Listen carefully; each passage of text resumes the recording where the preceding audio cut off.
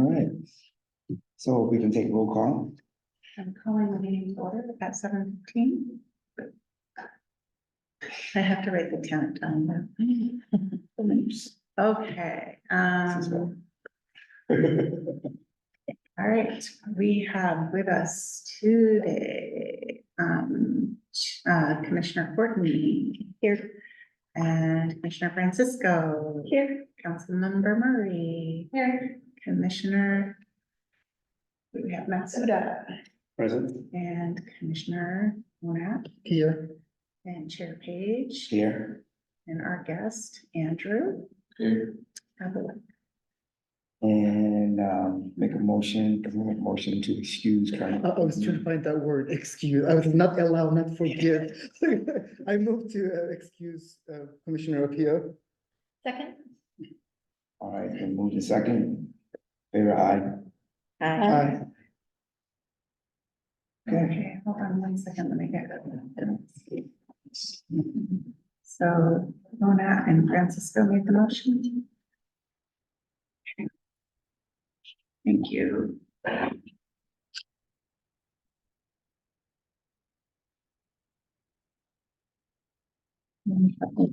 Minutes to approve.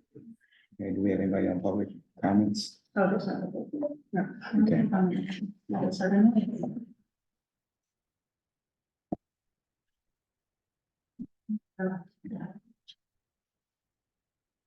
Okay, then can I get a motion for approval of the March 20th meeting minutes?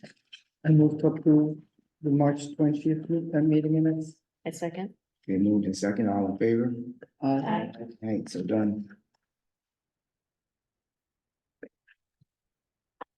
Okay, that takes us to the next item of discussion, which is why we have Andrew here, and I think Isaac is going to try to pop on. You said he didn't make it. Okay, couldn't make it at all, okay. The, is the, discussion of the Juneteenth event discussion here. Just to kind of give everybody, a synopsis of what's happening, is, I want to say, about a month ago, Isaac Harrison, who's on the, planning board, and he also with Snow Isles Library approached us and said, I want to do something for Juneteenth. And here at MLT, it's time. And we're like, yeah, that's a good idea. And I want to do it and we can do it in collaboration with Snow Isles Libraries. You know, as you know, they do the book reading, they do a whole bunch of different stuff. So, you know, the venue would be, you know, at the library, and what else can we do? And one of the things that was suggested was a panel discussion with some of the Black male and female leaders in the area to discuss their journey, their story, okay? How they got from point A to point B where they are today, you know, and not an opportunity to sell, you know, whatever it is that they're involved in, but the journey of Black male, Black female here in, you know, Snohomish County, you know, they got them to this place of prominence, but now they're in a panel discussion talking about it, okay? We also said, well, in conjunction with that, let's get some booths, you know, let's get some vendors, let's get some food trucks. You know, Andrew brought up the food truck because it was another event that they was talking about doing, and I'll let him elaborate on it a little bit later. Talked about, well, we're gonna have people here, and it was gonna be at the City Hall Plaza, right here, you know, where they was going to shut down 58 and, you know, use the areas for vendors, maybe some performances. You know, we've been trying to get a hold of some fraternities and sororities, maybe come to a step show. You know, trying to get a hold of some of the high schools that have hip hop groups, you know, just to, you know, provide some sort of entertainment, you know, as well as we talked about doing maybe in the library, you know, some reading time or something with the younger kids, kind of like what we did, you know, what they do with the book reading, whatever. You know, music with the DJ, you know, just a nice time that's going to bring the community in. And obviously the target group of BIPOC, but with, you know, BIPOC and community, you know, so we want to do things that's not going to just bring in one group, but bring in the community. and recognizing that the cities, there's a whole lot of things that the city hasn't done that they've been doing, lately, but also the opportunity to bring together, a group of people who never stepped foot on City Hall Plaza. Okay, they just don't do it, won't do it, to give them a reason to be here. And so one of the booths that we talked about, we got a hold of, talked to Jean Crevy of the League of Women Voters. This is a group that doesn't vote, doesn't vote, probably might not vote this year, so get people registered, do some registering and things like that. We also, so the date was June 22nd, but then we found out recently that June 22nd is not available. Because that's when they start the reading program over at the library, so we moved it to June 15th. That's the date that we're gonna go with. And what else? I'll turn it over to the gentleman. Yeah, so we're moving towards June 15th. The logistics of the actual road closure and layout is gonna come towards the city side. And so we'll shut down 58 like we do for the tree lighting. So shut down from the entry to the parking lot to the corner here of 232nd. So we can have food trucks out there as well as if we do step performances that we want to be out there as well, or utilize the plaza. Have anywhere from 11 to possibly 15 vendors as well spread out in the plaza, while not making it blocked off or look like it's a closed off section, but to be able to space them apart so people in the community can easily see that there are other things happening. Will be marketed through the city as well as Snow Isles. Snow Isles, the primary city, would be co-sponsoring this event as we go forward, as well as looking for Black-owned businesses for primarily the food trucks, and then as well as vendors, including also including BIPOC, to make sure that you're being able to fill out, not just hold to one group or another, while utilizing the library for the seminars, the panels, as well as cultural displays for high school students or other young adults that want to be a part of this, but maybe not want to be in front of somebody sharing their story, but can do it in a different manner as far as the arts is concerned, or being able to make a three panel board that just kind of shows their story, their history, their family lineage, and really be able to express their story in a different way if they're not comfortable being up in front of a crowd. Or if they want to do it through art and do a lot of just drawing or any kind of art media that they want to display in there. So with that, we'd be partnering with them and then utilizing our space as well as the library. So basically making it one open, inclusive event to anybody that wants to come, with parking in our parking lot, or they can use street parking down 58 or over in the backside of Diamond Knot as well, as public parking allows. So that is my current role, and that's kind of the vision that we're working with right now as far as moving forward. So, I think tonight we just want to get, your kind of first reaction to the idea, and then there's a whole bunch of detailed brainstorming questions we can ask you about different aspects of the program. But does this sound like a good idea and something that you'd be interested in supporting? Saturdays are a little difficult for me, but I appreciate Juneteenth being celebrated. And I marked my calendar to see, so that I can reserve that day somehow. I think it sounds great. I mean, I think the more of this kind of thing we can do, it brings people into the city. Like you said, brings people into the core that wouldn't normally come in. And also just from even outside Mountlake Terrace. So obviously we have a budget for this. This is coming out of something.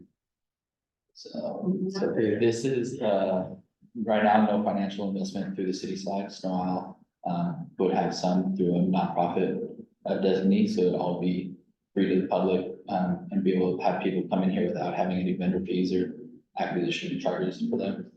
Kind of like we do for other city events where we don't charge vendors or anybody to be there. We want to make sure it's easily accessible for everybody, and we don't want to have somebody priced out because they can't be here or that we can't afford them. So we work with Snow Isle Library and nonprofit partners.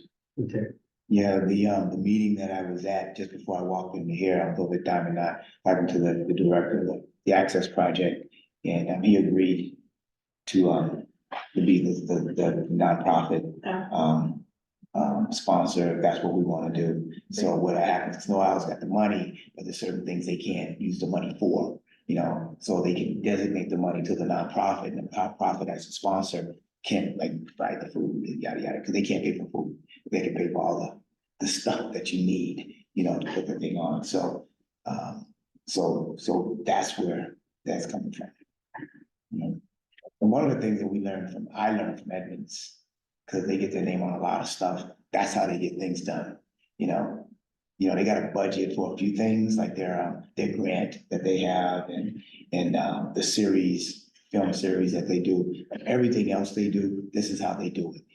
There's a group that's got money, but they can't use the money for certain things, but they can, get a nonprofit to help, and the organization puts the thing on, and that's how it works.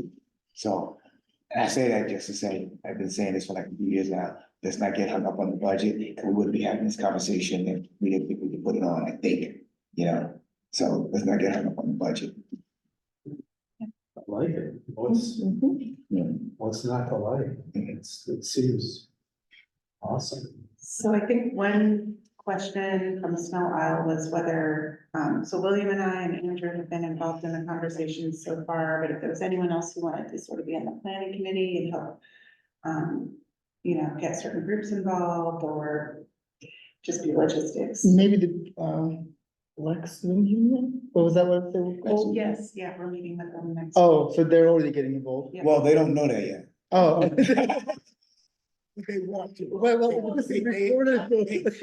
Well, I told them we got a meeting tonight, but they're looking for ways to get involved with the DEI, so, but yeah. Yeah, we had a conversation today, well, I was so impressed, especially with, Amaya and the Amaya. public relations gal from, BSU, and I can't think of her name, but, I mean, some of them were just amazing, and, I was like, why don't we have a youth panel? And, Oh, that'd be good. so like an adult panel, and I don't know how, we're trying not to step on the library's toes, because it's really Terry's ideas, so. But it's evolving. It really is evolving. Yeah. This event actually turned into all these other things because you was planning car show. And he's like, well, let's try to combine it if we can get the car show to happen. And that's when more vendors and food trucks and yada, yada, and entertainment. And now it's not just a Black thing, it could be a community thing because, you don't need to be Black people at the car shows, but it's part of our culture. It is part of our culture, something a lot of people don't realize. It is part of our culture. You go to LA and Chicago and Boston, boom, that's what you see at the car shows, I will say, this will be replacing the car show, so we are making sure that, as we kind of stated with events growing this year, that we don't want to monopolize as the city to do it. Yeah. And so we want to make sure we are inclusive of other events that are happening, so instead of double stacking events, we are now putting our efforts into this Juneteenth Northern Day event. I didn't understand the car show. Am I too old for that? We were going to have- Originally, we were shooting to have a car show and food truck rodeo over there. I know, like, he made something about the car show, Black people, that's a part of the culture, so is that the stereotype, Black people love car shows? No, it's just that you typically don't see them at car shows out here. No. You don't, Oh, Yeah. you don't. okay. If not like Terrace, tour de Terrace, there weren't any people of color who went to car show. And Snohomish always has a car show. Right, You don't see Yeah. people of color. at the car show. so that's the only point I was making, so it would have been, an opportunity for, different groups to actually be I here, see. and witness both sides of, something, that was, that's how this grew, from that idea, okay? So I think that, like moving along with this, what we're hoping we can get, from this commission, perhaps some help from, maybe some of the other commissions also, is a couple of people to help with, just kind of like she said, just be part of the planning. Like you said, you might not be able to be there Saturday, but maybe you can be backdoor, leading up to it, helping with, whatever ideas or things that we come up with. So that it's to help make it a success. And so ideas, contacts, like you talked about brainstorming, so, those are some of the ideas that, we should be talking about. How do we make this work? Yeah, and I know that they were looking at inviting leaders, oh, I can't open my one note here. There were, I think there was a list of 12 or so leaders in the community, but, they haven't gotten a lot of RSVPs yet. Right, and, yeah, they haven't got a lot, they probably got like 1 or 2 RSVPs, but, you know, like I talked to a couple of people today to kind of reiterate, you know, this, and, talking to Wally today, I mean, he gave me a couple of people that he's gonna talk to today and tomorrow, I mean, over the next couple of days. And, that we can get the names to them. The thing about it, the nice thing about it is that almost every name that comes up, these guys already know who they are. Yeah. And they know who they, so it's really a matter of, part of it was, you know, we thought we were gonna do it June 22nd, now it's not June 22nd, it's June 15th, Yeah, so. it's not very far away. Yeah, so I think I'm confident that they are going to be able to pull that together. And, Benita, I was thinking of you about, if we do a youth panel. Yeah. So we have connection to the high school students, but, I wonder about Girl Scouts, if there are any Black Potentially. Girl Scouts. Potentially. So June gets really busy, especially for the high schoolers as they're finishing up their school year. Yeah, And it is a really tight turnaround. yes. So, I can help day of. I don't know how much capacity I have between, for planning. Yeah, no, I was more But- just wondering if you knew of any Yeah. students who might be a good, Yeah. panelist or somehow engaged otherwise. Yeah, because I think we're gonna have, I mean, even if it's, you know, one of the things that came out, I think today was, I think everybody agreed, the more we can get the youth involved in the event, you know, whether it's being a moderator, so we asked the question, there's a group that they mentioned, that the conversion media, I was like, you know, I guess, they're very, very popular. And I'm like, well, could these people mentor and guide a youth to be the moderator? And he's like, absolutely, you know, and, you know, could we, you know, we've got something going on out here, you know, is that something we can utilize you to actually be on the mic with, you know, that sort of thing. You know, I mean, so that's, you know, what we're kind of like gravitating, I think, towards as much as we can, and because we know that if we get the youth, their friends will follow, you know, their friends will show up and whatever, the more of a responsibility that we give them or opportunity to, you know, more will come, so, and their parents will come, hopefully, you know, that sort of thing, so. The real focus for that is just the term empowerment, is we want to empower the youth to feel like they have ownership of the events and have a voice, and not just being spoken over by somebody that they've seen 5 times present, that they could also be up there and sharing their stories. And it's empowering them to identify themselves and figure out what their stories and figure out how they want to share and what aspect they want to share. Because it's a huge part of their developmental growth and ownership of who they are as a person. So our group is gonna be meeting like, I think like in 2 weeks. Mhm. We decided that now, because we get the crunch time going every 2 weeks with the updates. So, you know, like from our group, you know, I think what I would like is, you know, ideas flowing in that you know, anything zany that you think of, you know, for, you know, panelists, anybody that you may know, or, you know, food vendors or booth vendors that you know of, you know, that you think might be a good idea. You know, any type of marketing ideas or other, you know, that you think, you know, will work. I mean, like 4 of us, you know, have been trained in, registering voters. You know, we want to make that a big part of that day, you know, so I mean, that's what we're looking for from this group, I think, Mhm. you know. Yeah. You know, get the ideas flowing, don't sit on them, we're not, when we meet in May, we're gonna be there.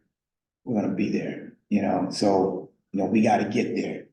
So we can't, you know, wait to share stuff till May 17th, because it's done. You know, that we're just a month away from the actual event. So when we get to May 17th, this is just dotting the i's and crossing the t's as a group. You know, this would be a great opportunity, because one of the rooms will have booths like in the library, so like the voter registration and some of the nonprofits that are participating. But we could have a booth for the DEI commission and have some ideas later in the presentation about how we can engage with people this summer, so that's also a way we could be present, so.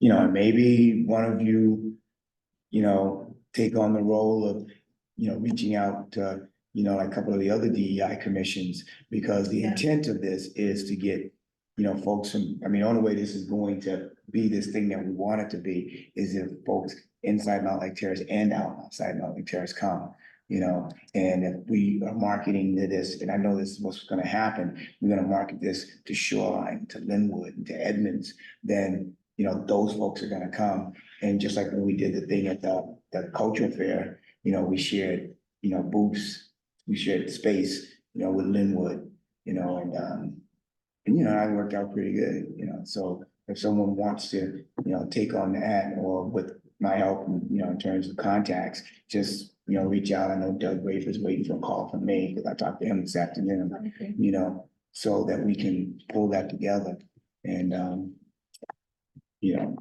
just let us know, whatever you think that we all got a little bit. You know, we don't need a whole lot, we all got a little bit. If we all get a little bit, then, you know, we'll pull this out. There's a lot of people committed to this, you know. I'd be willing to help. Okay. Yeah, me I too. can't, I'm not available 60, Okay. 50. I could be available on, Yeah. I'm pretty sure on the 15th. I don't think there's anything else. You know, and I believe my wish is that by the 15th, we're just kind of like standing back and enjoying it and helping put out or guide people, because we've got enough volunteers, you know, that have been empowered, you know, to do things, and we're doing, I'm not that we're doing nothing, but we got it going, you know, we got it going, you know. Ambassadors. Yeah, you know, the city got this, you know, that's my, you know, that's, you know, that's my goal. all you have. You know, not 6 people running around trying to, you know what I'm saying? I will echo that. I don't think logistics or anything like that will be an issue. I think spatially and how everything's going to be set up, just from my brain right now, is that I want that to be set in stone, and us be able, or any of our volunteers, ambassadors, to kind of guide people if they're looking to figure out where something is, and to have maps out there in A-frame so people can know this is what's happening when, a timeline as well. These panels are happening, so try to make it as smooth as possible and easy for people who just walk in off the street, coming off the corner, like, oh, what is this? They'll know exactly what it is, how it's flowing. And it's letting, our ambassadors and people that are there to help support it, be able to guide, mingle, and kind of make sure people are enjoying themselves, and make sure they know what is going on. So if someone comes or walking down, like, oh, what's this? Oh, hey, here's some of you guys to be a part of, so. Mhm. I don't want you guys to think like you're taking on a planning, like logistical, trying to navigate that aspect. I'll mount up and take that away from you guys for sure. For marketing purposes, do we have something that we can share online, like save the date? Yes, Smiles as the primary is going to be making that up, and then they'll distribute it to us, and we'll distribute it as well for you guys, and there'll be an event, social media event as well, where we can kind of update as things come through. We'll be able to get that going.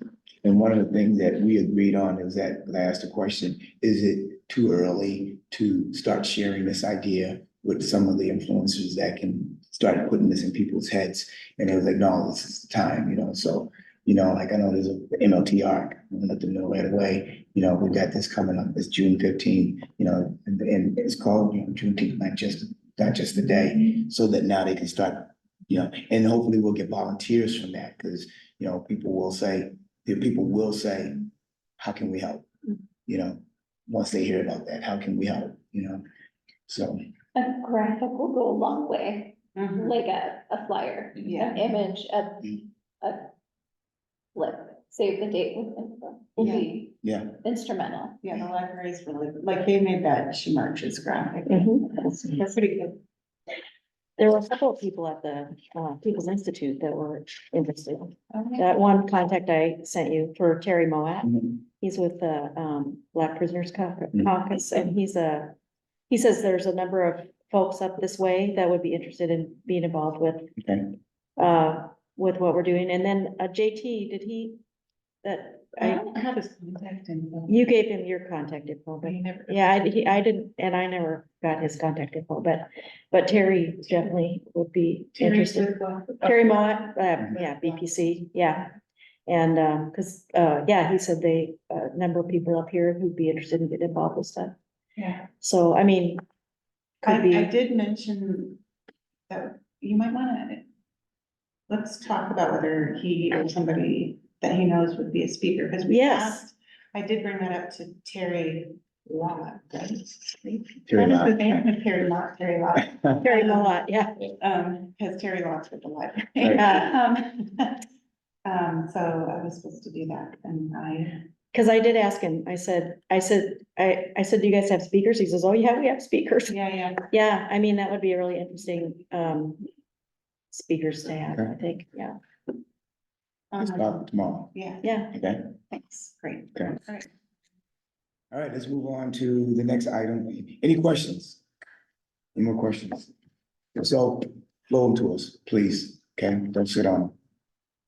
All right, next item, discussing welcoming week. Okay.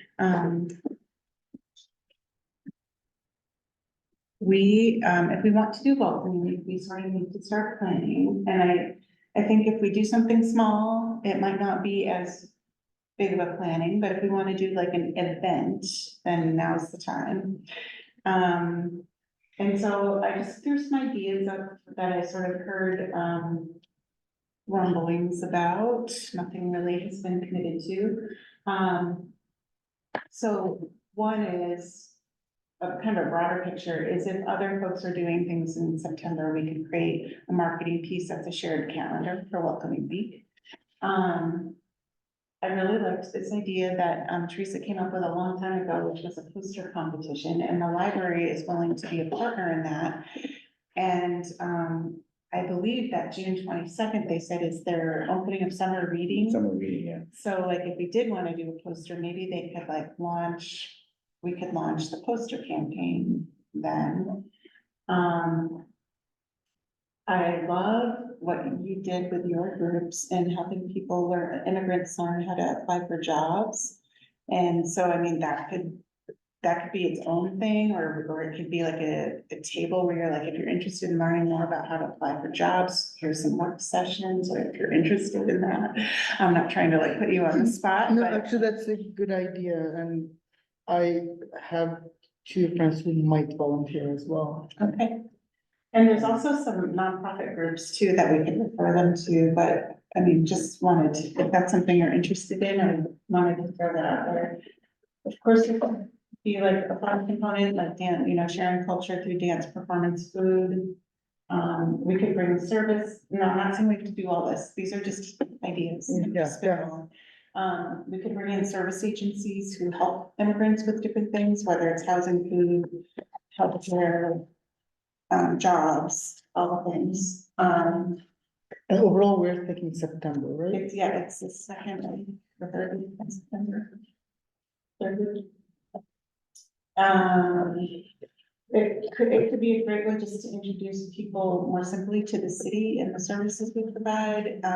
So a lot of immigrants might be afraid of our police as an example, but maybe we bring out our domestic violence coordinator or, it's, the police station is a safe space and there's free Wi-Fi and, they give out bicycle helmets and, what does it mean? That's Yeah, better, yeah, yeah. there's all the different things that city does that people don't understand, so, register people to vote. So anyway, there's some ideas and I thought maybe we could just brainstorm a little bit about it and,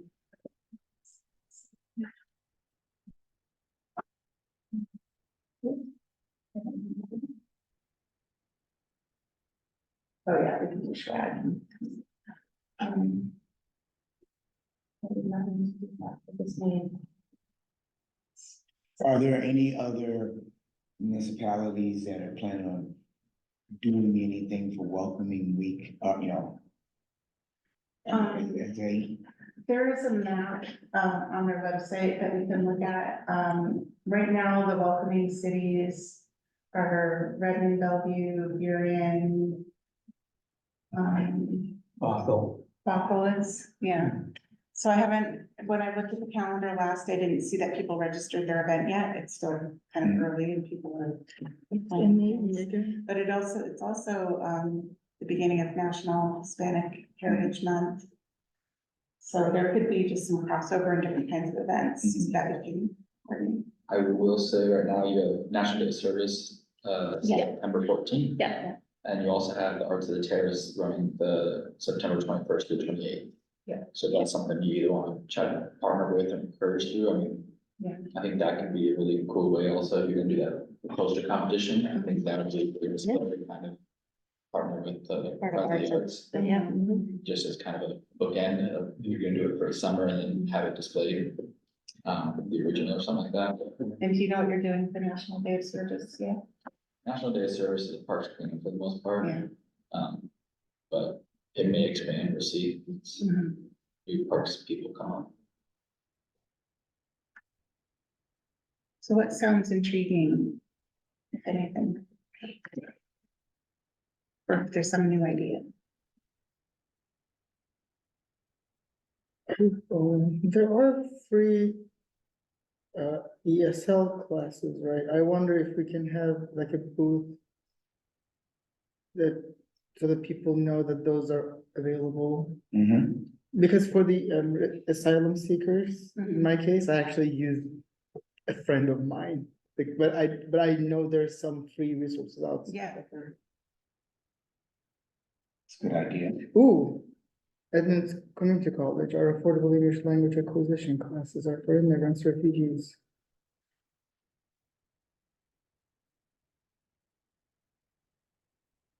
So, again, it's our first year, so it doesn't have to be a really big event. It could be, a workshop on something like how to apply for a job. It could be an event with a few service agencies and just welcoming people to a space that they haven't been to, or it could be something more entertaining. You know what? And when Nita was there, it was small, but, you know, it seemed like it was pretty impactful beyond the cultural, thing over at the Linwood High School. You know, it didn't take up a lot of space, you know, just had the hall, you know, the entranceway to the school. That's the space they used, the foyer, from front to back. You know, you had probably, what, maybe a dozen vendors, you know, at the very end of the hall, you know, where things happen, like, you know, the dance groups, Western African groups, things like that. And, you know, so it was an event, I thought an impactful event, but it wasn't this major event that, you know, again, I wasn't involved in the planning of it, but, you know, you didn't have to shut down streets, you didn't have to do this, you didn't have to do that, you know. I think, they have food, you know, I think like the Western African group had food, brought food or something like that, but, you know, it's just an idea of the scope. I think inviting people in and giving them opportunities to share, but not asking people to be performative of encourage for their sharing. So I think offering city resources and making those connections and resources available, and inviting people to make connections, but it seems like we've been talking a lot about bringing people in to show things, and I just want to mention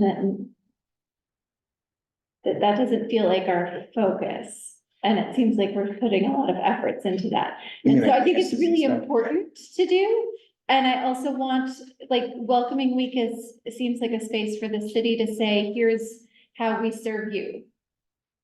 To me, it seems like it's here's how we this is what the city has, this is the resources we have available, we're here to help.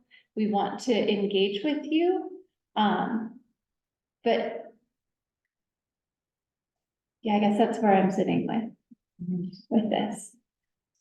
So like the, 911, how to use 911 and having that resource in multiple languages and inviting, like religious groups in our community, leaders to share these things that we have, that the library has, that the city has, that like the food bank programs, like maybe inviting the district, the school district's tech family group and the tech team to say, here's how you can connect with your student's school. The League of Women Voters, like here's, so looking more at the service side of it. Pavilion folks. Yeah, Mhm. like this is what our community is giving. And we encourage you to join us. There is a new group forming in Mountlake Terrace right now in partnership with the Economic Alliance of Snohomish County, called Connect MLT. It's a group of local nonprofits and businesses that want to support and create a resource page, basically for anybody that is coming into Mountlake Terrace. To share, basically have one-stop shop for if you're looking for resources, here are the different style of resources broken down by age and also need. And then also like services that are provided. So if you're looking for counseling, if you're looking for whatever, like you need housing support, you need something like that. So like getting Mercy House on there, the resources they have, and also our community food banks and stuff like that. So as you guys think about that, that'd be a good group to come and tap into. Are they meeting regularly? Okay. Yeah. So I fell off that list and I've tried showing up a couple of times and I've tried sending out emails. And so I would like to reassert my request to attach myself to that group again. I'll talk to Dan. Okay, Vigilante. yeah, vigilante volunteering. Dude, I showed up at the library and they were like, I have no idea what you're talking about. And I sent out some messages and then I reached out to Brighton people and just feel like a little mosquito. No, yeah, we had to change up for a little bit, but yeah. Okay. So, Anita, I just wanted to follow up on one of your comments. Yeah. We're inviting people to make connections. Yes. And, so we could have like this service booths where people can roam around. But I was wondering, were you also sort of thinking about inviting people to have a conversation? Or I wasn't quite sure if that's what you were alluding to, or if it was more just about meeting different organizations. So I think when we get together, people naturally make connections, right? Like you go to a kid's birthday party and you connect with another parent there. You're like, oh, I want to be your new best friend, or, oh, hey, I have to get your recipe for X, Y, or Z. Yeah. And so creating space for those to happen organically, because I think whenever something is forced, it's, or, you know, voluntold people to come here and have this conversation. But I also think that there's a need, a desire in the community to come together and contribute. And as much as we all say, we want volunteers, we need volunteers, they're like, oh, I don't know if I can do that. But if you directly say like, here, we're doing this, can you come and join me in planting flowers or pulling ivy or whatever, then you're making that direct connection and they show up more and then they get engaged. And it's less superficial. Yeah. And so I don't know how to make that grow more organically, but I like the concept of making the spaces for it to happen. Yeah, and I know, I was thinking like maybe, certainly like at events, we usually have food, but what if we made more of a circle around the food where you're not just grabbing the food and walking around, but there's some chairs and there's like little tables and we're serving tea or something that's more like culturally appropriate to different groups. And then people have a chance to not just like mingle and feel awkward, but sit down and like have a chance to have that conversation. I don't know. Yeah, so as you were talking, it reminded me that the library, and I don't remember which library, I don't think it was Snow Isle at this point, but, libraries have had, things where you can like check out a person, and they like, you go and you sit down and they tell you their story of an experience that they've had. But, so trying to kind of recreate that, like a grandparent bench, or like a kid bench, or like here we're gonna sit down and you can talk about whatever topic, you wanna talk about climate change, you wanna talk about equity, you wanna talk about the water bills in the city of Mountlake Terrace, and how can we get more stuff that we need happening? Yeah. In an organic way, and not just asking people to come in and give input like we have been on Yeah, surveys. And I wasn't Yeah. trying to get to input, but more Yeah. like, how do we get to know each other? Yes. Yeah. So So finding that common ground. what are you guys thinking about Vanita's idea, or do you have other ideas that you want to share? I have one more idea that is not related to this point. Was that? I have one more idea that is not related to this point, so I'm just gonna wait until. Well, I More think- comments about her? So, I don't know how many workshops we can have or how many desks we can have or whatever, but. You guys might not realize this, but tax return is a thing in America that doesn't exist in the rest of the world. So you need to actually tell a lot of asylum seekers and immigrants to make sure they do their tax return, because if you skip it, you will lose your immigration status. And you risk losing it. So maybe like, I know we cannot give tax advice, but at least something about, don't forget about a tax return. Yeah. Below this threshold, it's free. Look at IRS. There's a website, you enter your zip code, it takes you to these libraries. and- AARP could come on and do a general tax topic. Oh, can they? Yeah, sure. We just can't do it as a city, but other people can. Yeah, another organization, yeah.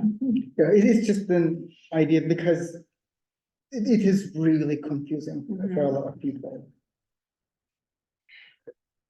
Yes, speaking of Benita's idea, I think it does make sense because it's us being welcoming to people to make it be about what we can offer. So that makes a lot of sense to me. So during this time, the library will not be available because they'll be setting up for the Arts in the Terrace. So we would have to do it here. But back to your point, it would be small. So if we limited the number of booths between the hallway and council chambers, I mean, it would be pretty limited. Of course, the police station has a much bigger room, but that's not as welcoming. Yeah. Well, it might become Yeah. welcoming if we use it for that purpose too. I felt uncomfortable walking in there But you personally. came because you had signed up. People that haven't signed up ain't gonna show up. Yeah. You know what I mean? Partnering with the school School district, because the city, and the rec center and the, school share the gym. So making a connection with the schools and inviting them in to, like, the PTA could be the host organization. There you go. And then you get the room for free, you get the building for free and the custodians, the PTA would pay for. We tie it with That's the, how it works. yeah, That's And how it what works. school? That's a good the one. Terrace Park, Terrace. yeah, that would be a Terrace Park, We have interlock agreement. with them. yeah. Is Terrace Park the elementary school that they just recently built? No, it's the one next to the pavilion. Oh, okay. 228, then 53. There you go. I spent like 8 years of my life there. I can only went there I for still have 6. not visited the pavilion. It's pretty long. Mhm. Thank you guys. Thanks. Thank you. Thank you. So does this sound like a idea that we should continue to explore? Or would you rather redirect in a different way? What do you think? Do you mean today or? I do like the idea of welcoming week. Or are you asking, should we keep talking about it? Oh, I guess I'm just wondering, should we focus in on this idea of like a service? Who's the city, who are the service agencies, these kind of like service related booths at an event? At a school, do you think we need some sort of, and this is just a loose term, because some kind of entertainment aspect that might help people be more interested in coming in, because sometimes people will She just, said food. yeah, food, Right. well, food, and maybe even some type of Well, if it's on a performance or Saturday, they're gonna, something, but if they can't bring their kids, they're not gonna come. Oh, And if they bring their kids, they got to entertain their kids. right, exactly, There's the Drawings or something, you know. There's the playground. right, but I mean, could there be something else that isn't necessarily just asking people to be performative, but something that is an activity or something to watch or, The rec center has classes where they do dances and stuff, oh, yeah, or they do dance class. They'll be starting, right, so having, yeah, it could be something related to the classes at the. that they have, and they also do other kinds of programming like volleyball and like, okay, so here, show us what, I want to know what volleyball is, but nobody wants to go with me when I have time to go. Oh, you've never done volleyball? No, I don't even know, I've never. Oh, yeah, back in the nineties, that was the corporate thing that you did, you know, you went, you got your people together and boom, played volleyball. see, I didn't band, I didn't Played compete, volleyball. so I missed it. It's like handball I on think, steroids. yeah, With no racket. Yeah, I mean, cause you're in a, you know, this small area, yeah. do it. And it's not It's like in a handball. squash court. It's like a handball court, you know, but, you got this big ball. Oh, it's you a know, big ball, it's a that's big why, ball. okay, that's what's different, it's not, You know, oh. and Just you bouncing stuff off the procedure. wall and, you know, you got a It's kind of team. fun, actually. Yeah, Okay, but yeah, or is the parks looking at making any of the tennis courts, pickleball courts, and then adding that, like, do a pickleball demonstration? So so you're kind of thinking like the booth stuff is at the school and the Yeah. gym, Yes, and that kids or families could go to the rec center like, and yeah, go to one or two different classes for free or something like that. yeah, or like have demonstrations, have, cause all the sports teams are going to be starting to connect to like Mhm. recruit for the season, cause it's the fall, so like, Oh, yeah, having basketball at the basketball court, but just getting people into that space. we have to Bring go your to dogs parks. to the dog park. It's all right there. I think we're gonna have to go to a parks recreation meeting, you know, to bounce off these ideas so that they can, you know, help us with some ideas and logistics of what's doable, what they think, you know, will work along with these ideas that we're bouncing around. And if we can tie it with the day of service. If they end up picking, because they've done that before at that location, they've done a lot of work at that spot in the past. So if it does end up being the Saturday for the day of service, we have this great big event and it's a time where people can also, I will ask Jeff, the director, a little more about that, because Andrew he might be running a day of service. so Okay. we'll have to Now, see. is there, and I guess I gotta ask this question, you know, with welcoming week, is there a targeted audience? Immigrants. Okay, and so let's keep that in mind. Yeah. yeah, Let's keep that in mind when we talk about all And these so different we might things that we see- wanna do. Translation, yeah. so then I think partnering with the parent group, the PTA over at Terrace Park and Washington Family Engagement. And what is that for? That is, they used to they used to do classes for PLTI, which is Parent Leader Training Institute. And they have, a lot of resources within the community of connecting, families, parents who did not grow up in the American school culture and like how to advocate for their students, as well as like how I'm a person, how do I talk to my city? Like, how do I get a stop sign at the end of my street that I need? And they're switching into more of a focus like that. Some of the League of Women Voter folks are on the board there. Addie Simmons runs it, and Steve Woodard is on her group too and does presentations with them. They would be a really good connection point for this. And they have language system, translation systems established for conferences. They have English, Spanish, where I've been, and everyone gets headphones. And then you speak in your name, in whatever language you speak, and they translate in the headphones for the other, so Spanish is being announced, then they say it in English in your ear. Interesting. So, it is it's a difficult thing to do. Yep, it is. Mhm. I did that translation in Israel. And one of the I most, cried. I was like, I'm tired. one of the most powerful experiences was being in a presentation that was not my native language, and I was the one using the translation services, and then having that, this is how people walk through life when they come here, like, whole room of not, yeah. Cool, yep, go ahead. I was gonna say, so where where are we at? I think one of the things that sounds like we're all in agreement with is partner with school district, the school district, PTA, with starters. They're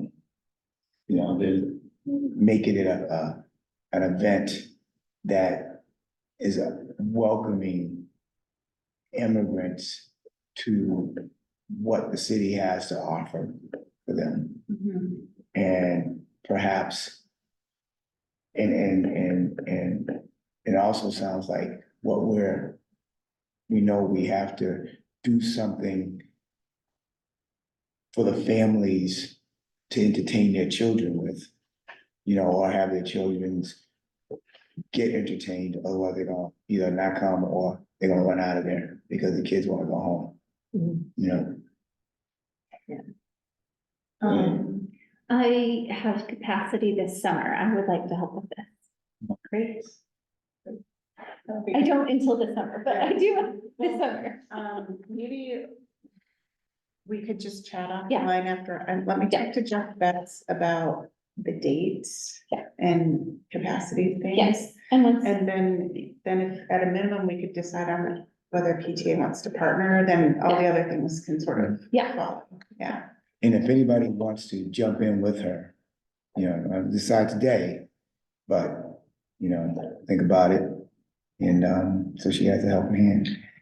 I'm gonna try to find a volunteer for some ideas. And what he just said is very important, okay? So I'm gonna kind of like reiterate what he just said. I'm gonna see if I can find a volunteer. I think at this stage, any opportunity that we have to find people outside of our commission to help us do things is paramount, okay? That's how we get the community involved, but more importantly, that's how we end up getting things done, because we can start reaching out to other people that have an interest in a particular thing, like she may have a group of 3 or 4 people that she deals with, Benita does things with, similar to this. They say, hey, let me help, and we need to start doing that. That's how the Parks group function. That's how the Parks group function. They got all these subcommittees, that get things done that the commission says, hey, let's do this stuff. That's the only way it gets done. Kind of. So utilize our friends. and I would like to volunteer Kermit to help with this. You have a Cause he's not here. And or Marnie to help. All right. Second. The motion and second is done. All right. Yeah, terminated. He says summer's not as heavy. Yeah, I know, that's. Yeah. Because his kids will be around and it's something that he can do with them. There you And, go. yeah, no, this is right up his. Okay. I got one of those and I'm that's sort of merging It two looks things, so messy. beautiful. They have one in North Seattle. Sure. Yeah, I was thinking about things that we can do at different events that's like repeatable. We were originally talking about like Juneteenth for the Linwood event, but it could be the Mountlake Terrace event, it could be anywhere. And I was trying to think of ways that we could tie in our strategic plan questions. And I was looking through your survey that's online, the DEI Commission survey. And I was thinking about this idea, because it's pretty fun, like if you can print this out on big scrolls of paper, like really, really big, and get people to engage. And I was just thinking of, I feel like I belong in my city when, or I feel like I don't belong in my city when. And so just playing around with that, and it doesn't have to be this, but it was just one idea. It could be on just easel boards like we have been doing, and like something like that. Or we can have some other questions, and I sort of was brainstorming some other. I love the idea of doing the, like, black butcher paper with, like color markers, like the neon pens. Cause it's fun and it's different Yeah, and it makes the feel of a chalkboard without having to paint anything. And you know, when we do these things, like the boards that we use, we have to have a means to make sure that the community has seen what the community has produced. You know, 'cause we get these sheets and then they go out into Candyland, you know. they're whereas, saved on my computer. You know, Like an M2 News article, you know, yeah, Yeah, like exactly. an editorial, we should add, if we can write an editorial to go with the comments and the picture. Because, you know, people are sharing their ideas, but they don't get shared, because they haven't yet, you know, so we gotta, you know, take the time to do it. That reminds me, as they're planning for the summer events, like Tour de Terrace, we have had a request for inclusive seating.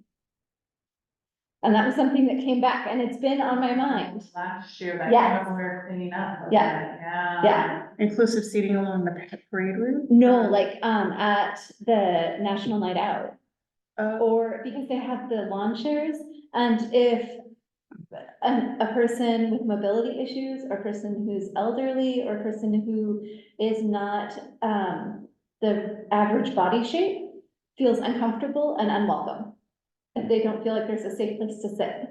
oh, because we have those folding white chairs, I mean, oh, gotcha, okay. Yeah, or the lawn chairs, the plastic rickety lawn chairs. Yeah. Yeah, so having some spots, like, yeah. Sorry, you said that about, it's just sitting somewhere, and it's been sitting in the back of my brain until we talked about it. anything for you. I promised that when I was gonna touch my nose and I would remember, and I did. So I guess Sorry. the reason this idea came up was, I think in January, we sort of scrambled to get some posters ready, and I was just like, we don't have to do this at every event, but like if I had something prepared and like you needed something snappity snap, I could have it ready to go, and we now have your event kit ready, which I'll show you in a minute, and your banner, and the tablecloth will be here soon. So all you have to do is like call me or Lan and pick up the stuff, and you're got a little cart Right. ready to go, so. Yay.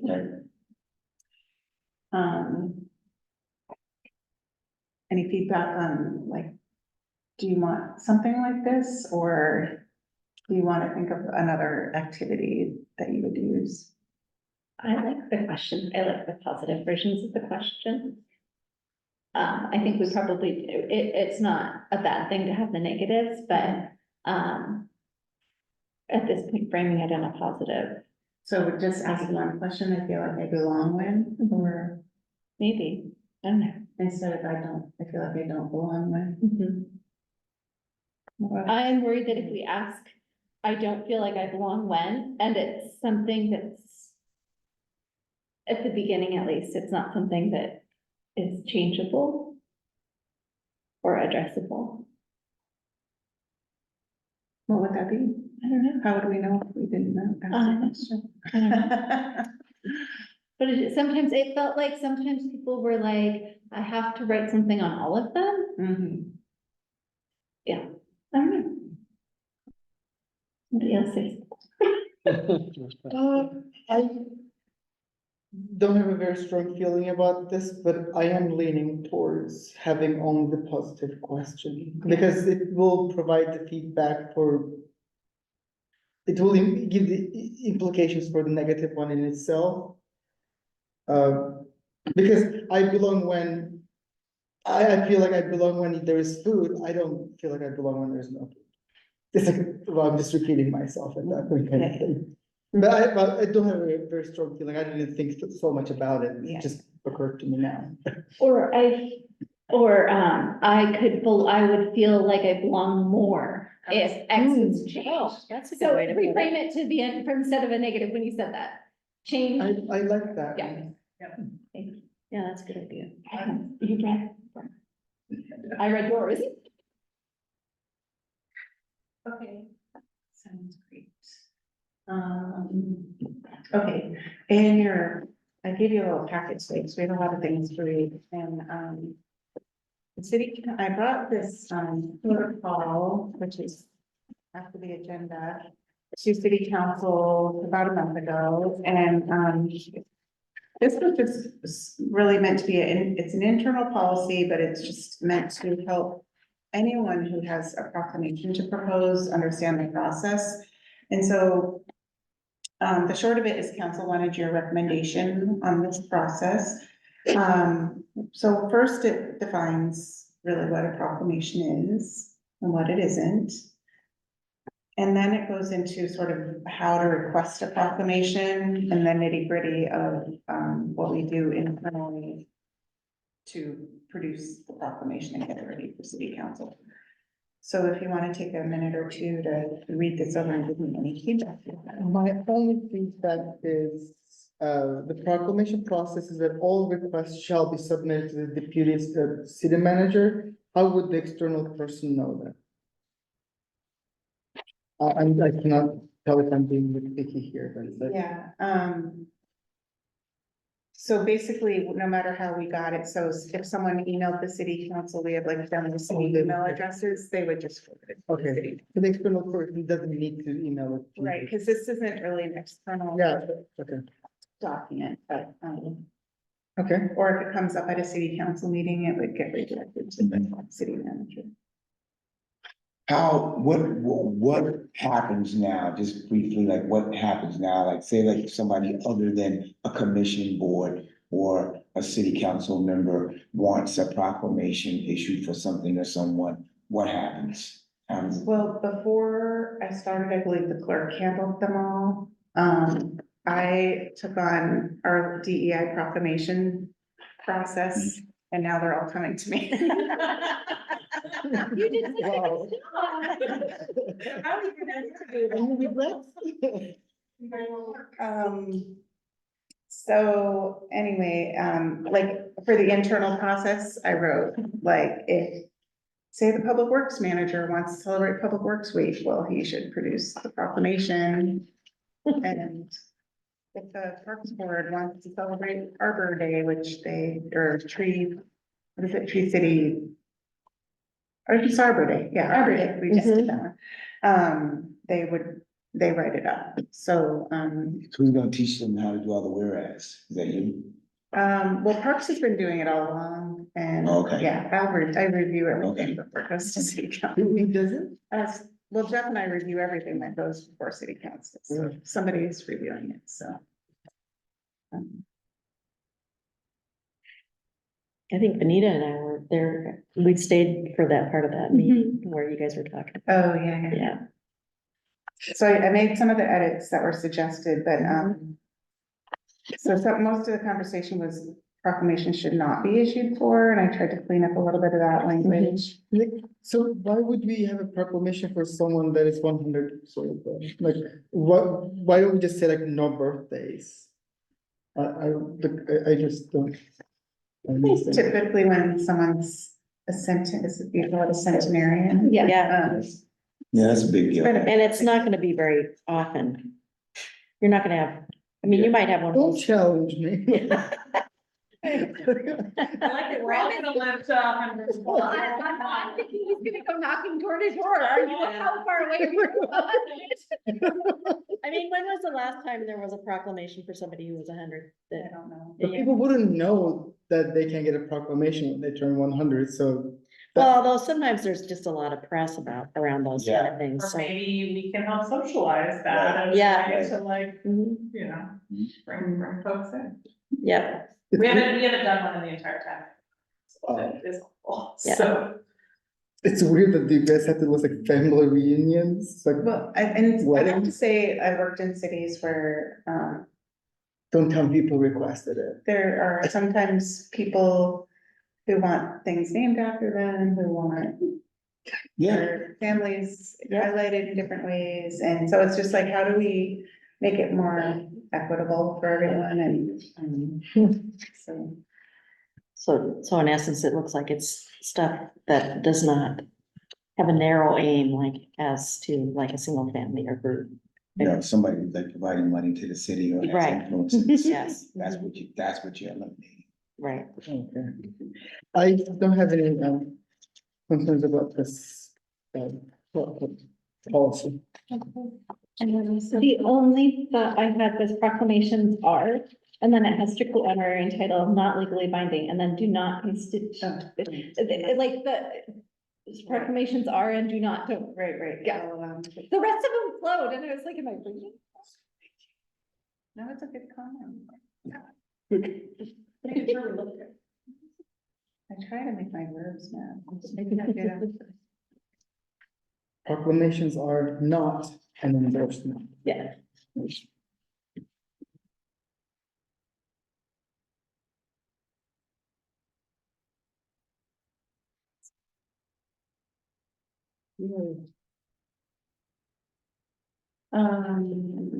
Right, speakers, the reading.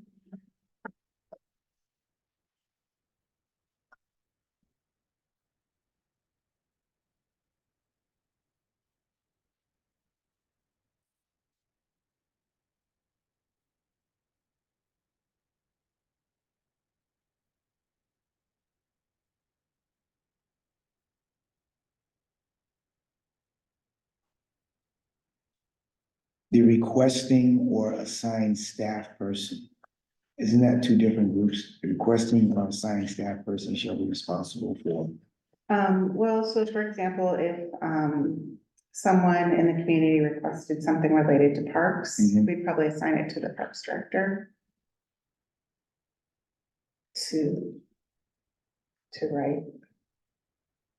Like, we're gonna. Well, because I'm reading like the requesting, and it's the requesting person shall be responsible for a range.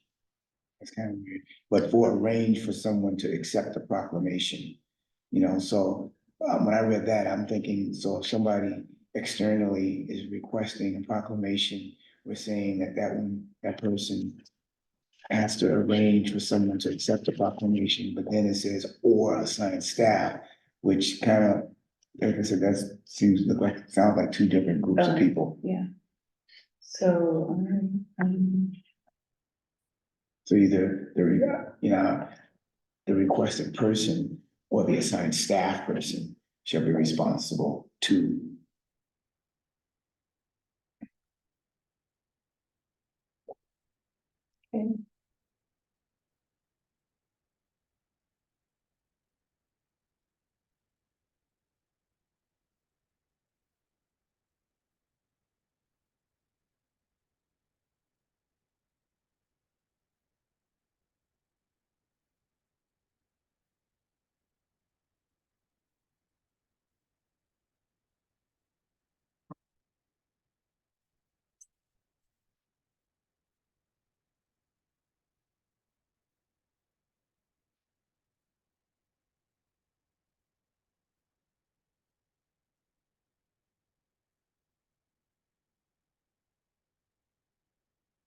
I move to recommend the proposed proclamation protocols as presented and amended.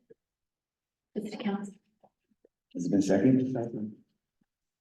Okay. All in favor? Right. Thank you. Okay. Review and vote on proclamation recipients and potential activities for Pride Month. and Juneteenth. I'm gonna let y'all talk about that. Regarding the Juneteenth proclamation, the only thing I have is that the June 12, 22 needs to be changed, that's all. Oh, where did that? The second to the last paragraph, like, the city of Mountlake officially observes holiday of cultural and historical importance. Oh, yeah, it's changing to the 15th. Oh. Yeah.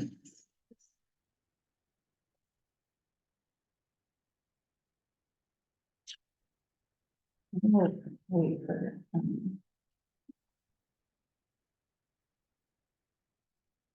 and, anyone have, If you have somebody read it, make sure they don't say that they are the mayor. oh, yeah, that happens all the time. even for council members. Like, yes, it is. So if you put a post-it over her name, over the mayor's name. I thought she was going to. Yeah. I was like, I had already committed and I'm like, I have nothing. I don't think you can take that one on too, with everything else, but, you know, maybe someday you can add that. I'm so sorry. That's okay. That was an entertaining moment. I'm not sure if this is standard, but here it says I, Kyoko Matsumoto, right, mayor. It says here, I, mayor, I'm not like Bonita, I'm not gonna be that nitpicky, but. No, that's a good point. I'll make sure that the clerk gives me the right, I keep messing that one up because I keep copying the. I don't know, I don't have any preference, which was Yeah, good, I don't. I think. will check.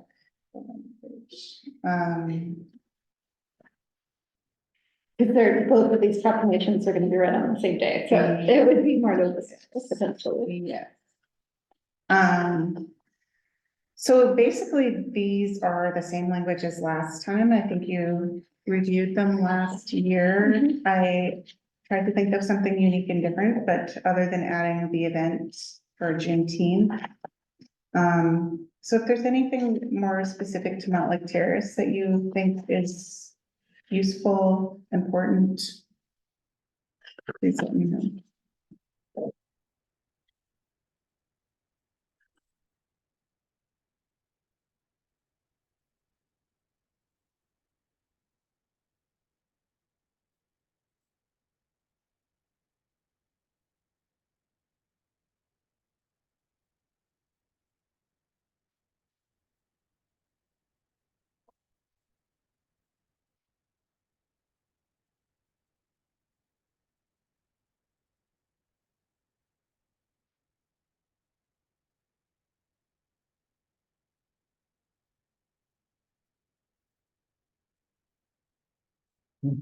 That's all my feedback about the proclamations, and I don't have any recipient suggestions.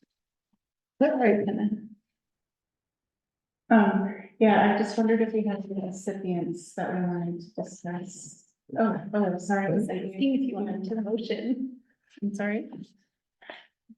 I'm Sorry. motion what?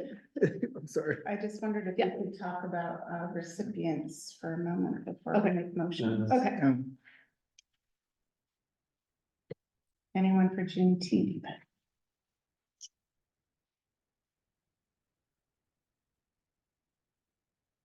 Well.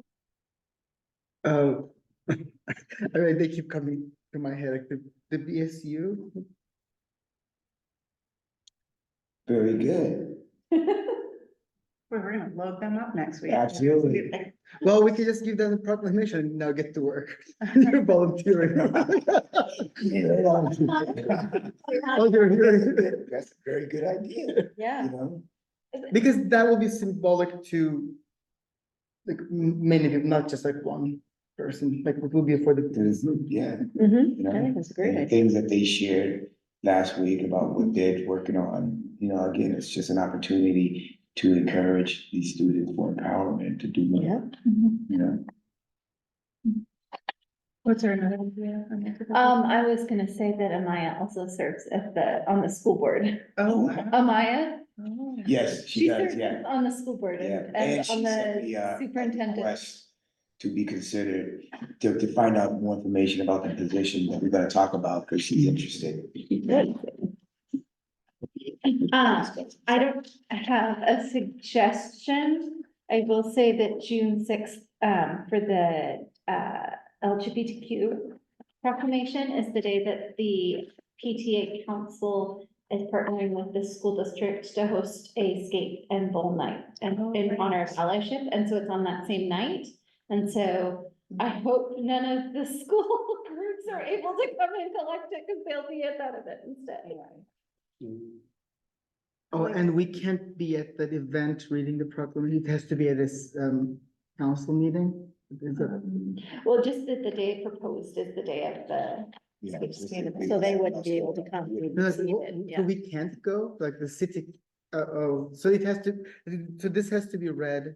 It has like a to be city presented council in the, here. in the council. No, it doesn't, because that's what it says. It says, the city, what is it, what does it say, the last line? In some cases, proclamations may not be presented at city council meetings. This should be the exception rather than the standard practice. Mm. like the Children's Day was at a study session. wasn't it? Are you suggesting? Were you I'm suggesting an alternate, honoree, or to receive the proclamation. I'm just saying, not, but please don't invite the Oh, the children, yeah.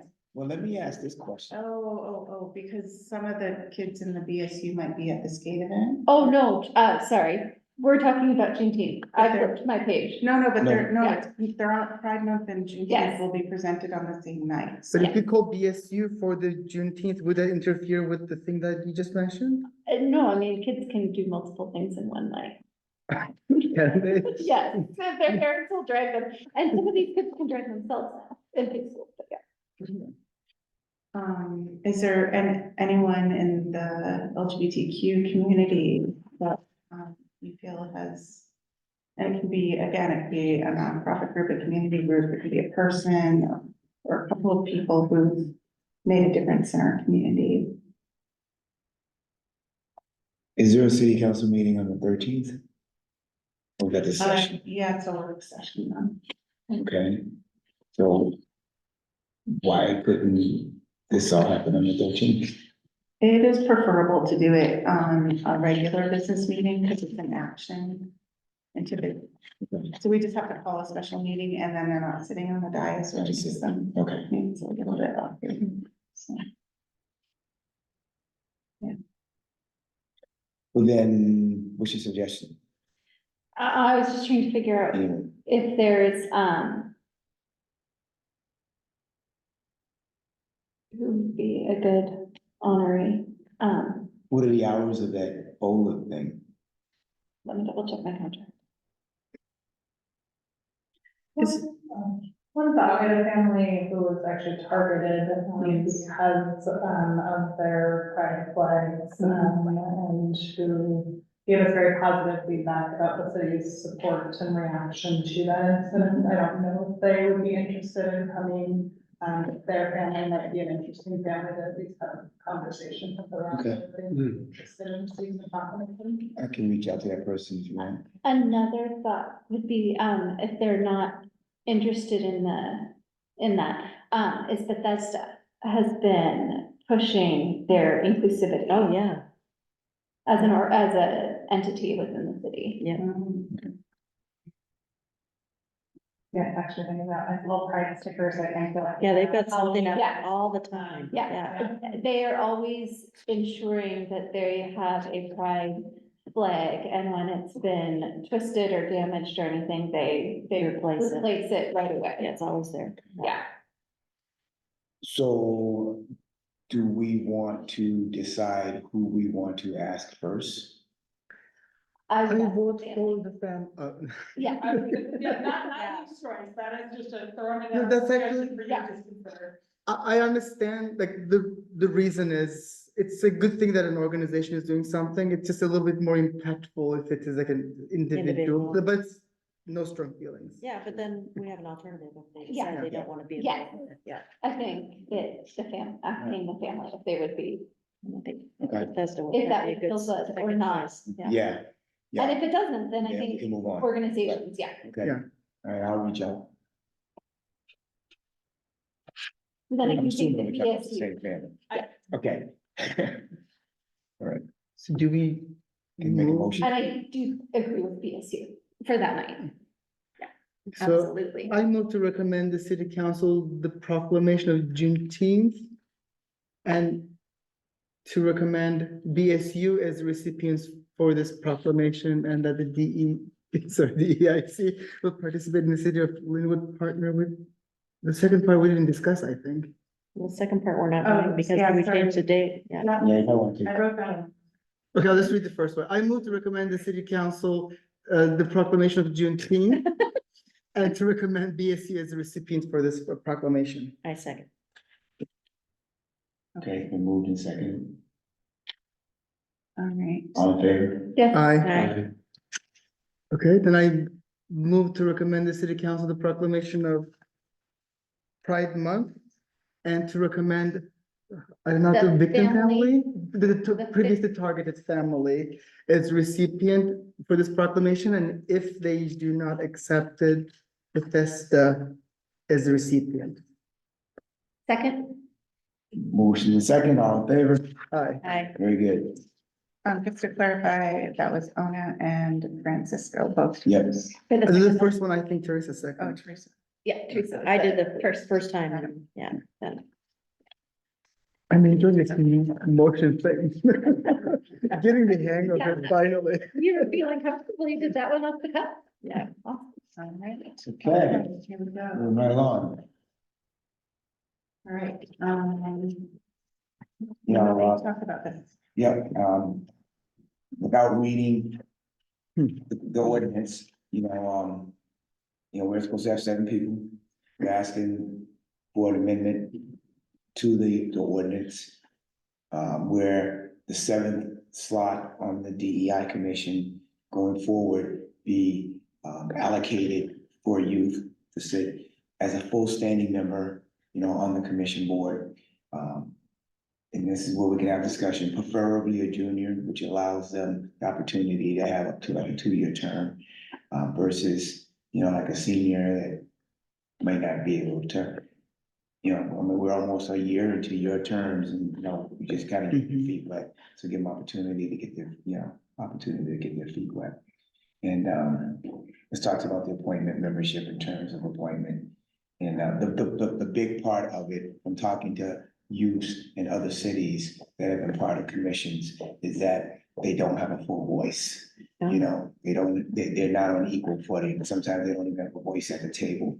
And the idea is like that individual, is no different than anybody else at the table. I sit on a board right now that has a senior, from Edmonds Woodway.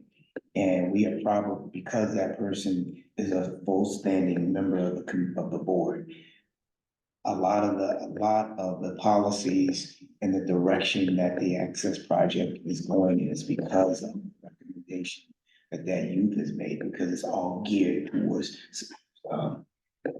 saving the lives of youth. So just the language that we use, the language that we went going into it, he quickly informed us that's not gonna work, and on and on and on, just because, we were willing to give that person an equal voice at the table. So that's the big part, I think, of making sure that that's what happens if we have a youth on the commission, that they don't see us as something other than themselves.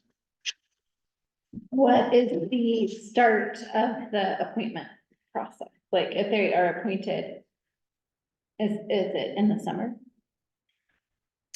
I ask because it says preferably a junior, but if somebody is a junior Right. in May 2024, then they'll be a senior. So just, or maybe saying instead of a junior, saying preferably a high school student with 2 years remaining Yeah. as a student or something.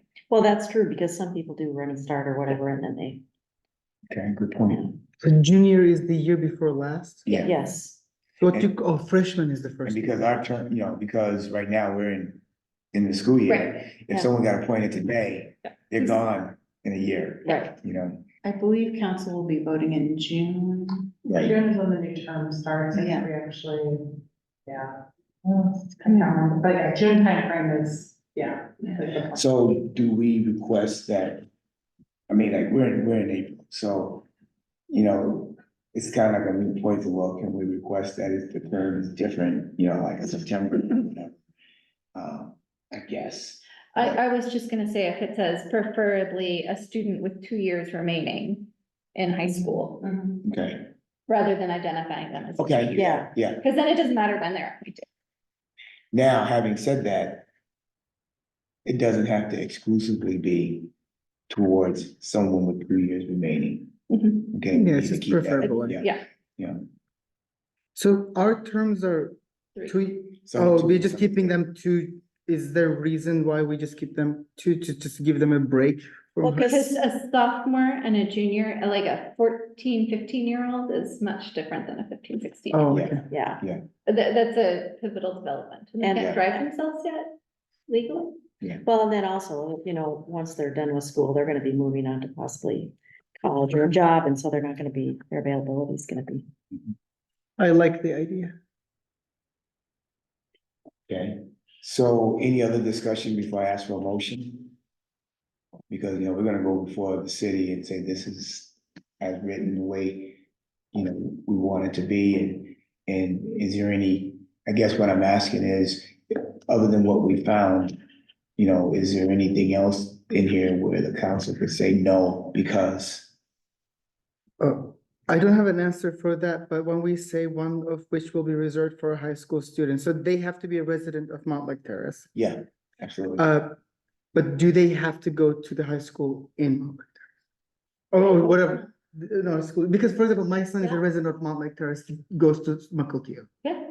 So can he still, but Because, I think we should have someone from our school this time. but, right, okay, but so students who live in Mountlake Terrace may go to Edmonds Woodway, which is in Edmonds. Right, and they may go to Shoreline.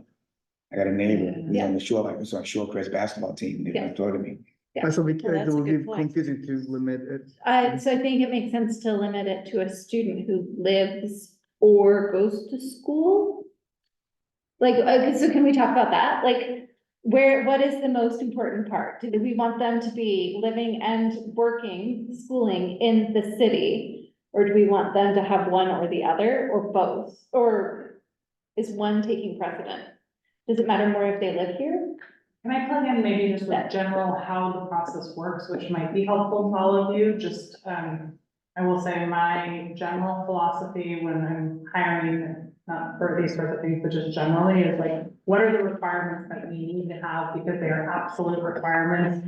And what are the things that like, we think probably make up a good candidate, but if we had a great candidate who didn't have that, we wouldn't want to not have a conversation with them, because I think, I guess, like, I was want us to be thinking about like, we're creating barriers to people being involved in the process for each requirement that we add. Mhm. So just thinking about like, what are the things that really are like, you want them to be a hard fast requirement? And then like, what does an ideal candidate look like? Because what we do, so there's an application process is how it works. And you guys have all been through that, but I know sometimes it's been a while. And so we put it out to the public, people submit applications. We go through their applications. Historically, we've interviewed everyone, although if we got to a place where we had hundreds of applicants, maybe we would think about it a little differently. But then we have a subcommittee of the council, 3 council members that interview all of the candidates and then make a decision, a recommendation that then goes back to the entire council to be discussed and voted on. So there is a process, I guess, in terms of like, we still try to identify the best qualified candidates to appoint to our commissions. So I was gonna say, maybe, I don't know if that's helpful or not, as you think about what, you know, kind of how granular you want to be in terms of requirements, but I guess I wanted to make sure that you guys have that context. Because this is the first time we're doing it, I take back my concern. I think just having them, the resident of Mountlake Terrace, just focusing on it, I think is sufficient. And we can figure it out. Because Don't look at me. You I'm live in- in Mountlake Terrace and you work in Shoreline and you still, You're right, yeah, and I'm just thinking about Yeah. that, I know you work someplace else, yeah. right? You know, I'm sitting here thinking to myself that, you know, I think the fact that they live at, commissioners are supposed to live in the city, boom, okay?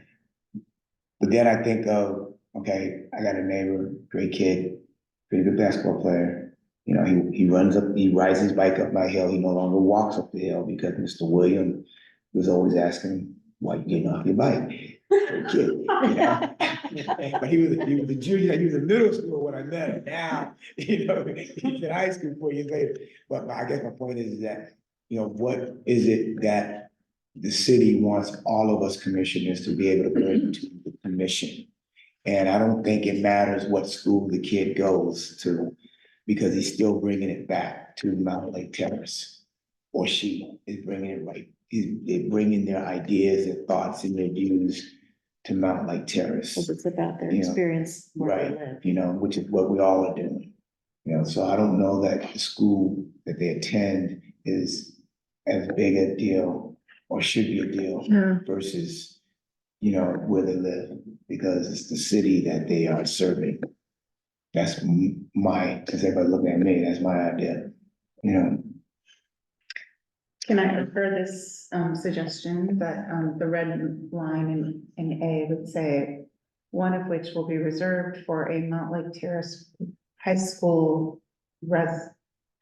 student, a Mountlake Terrace resident who is a high school student, preferably with 2 years remaining in school. Yeah, Isn't residency mentioned somewhere? Is a requirement for it? Anyway, just. I like that wording. yeah, I think it's good. Um,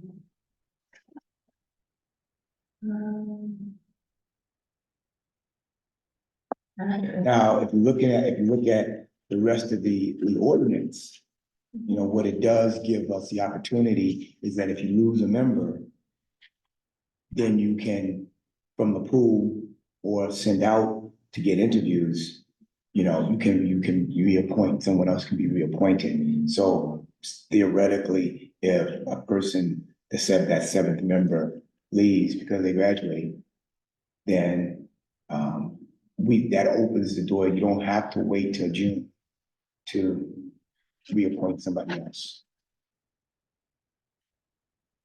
You know, Like if a student were to move because they live in a household and they are not the primary.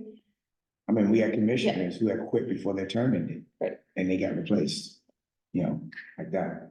So, If we're fine tuning the code, I'm sorry, I'm on antihistamine, so I'm like half here. My apologies. So I'm all here right now. If we're fine tuning this, and we need to put something in there in A that talks about them being a resident here. That's what she's yeah, that's what she- doing it Oh, now. you already got. Yeah, she's just doing it's it. there. It's the end of history. I think you slept on that part. Thank you. I'm here. How do you define here? I'm just gonna hold on to your elbow so you know.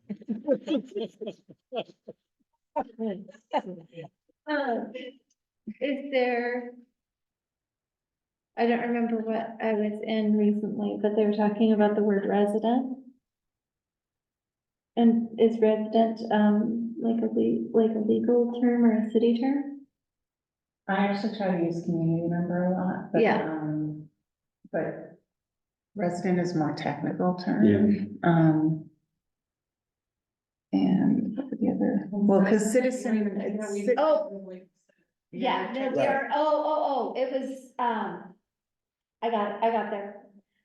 At Girl Scouts because of resident camp and like resident schools, and it was a whole thing. And so with youth, sometimes when you talk about being a resident, it's like Yes, it's an the boarding extra term. schools, Right. that's why.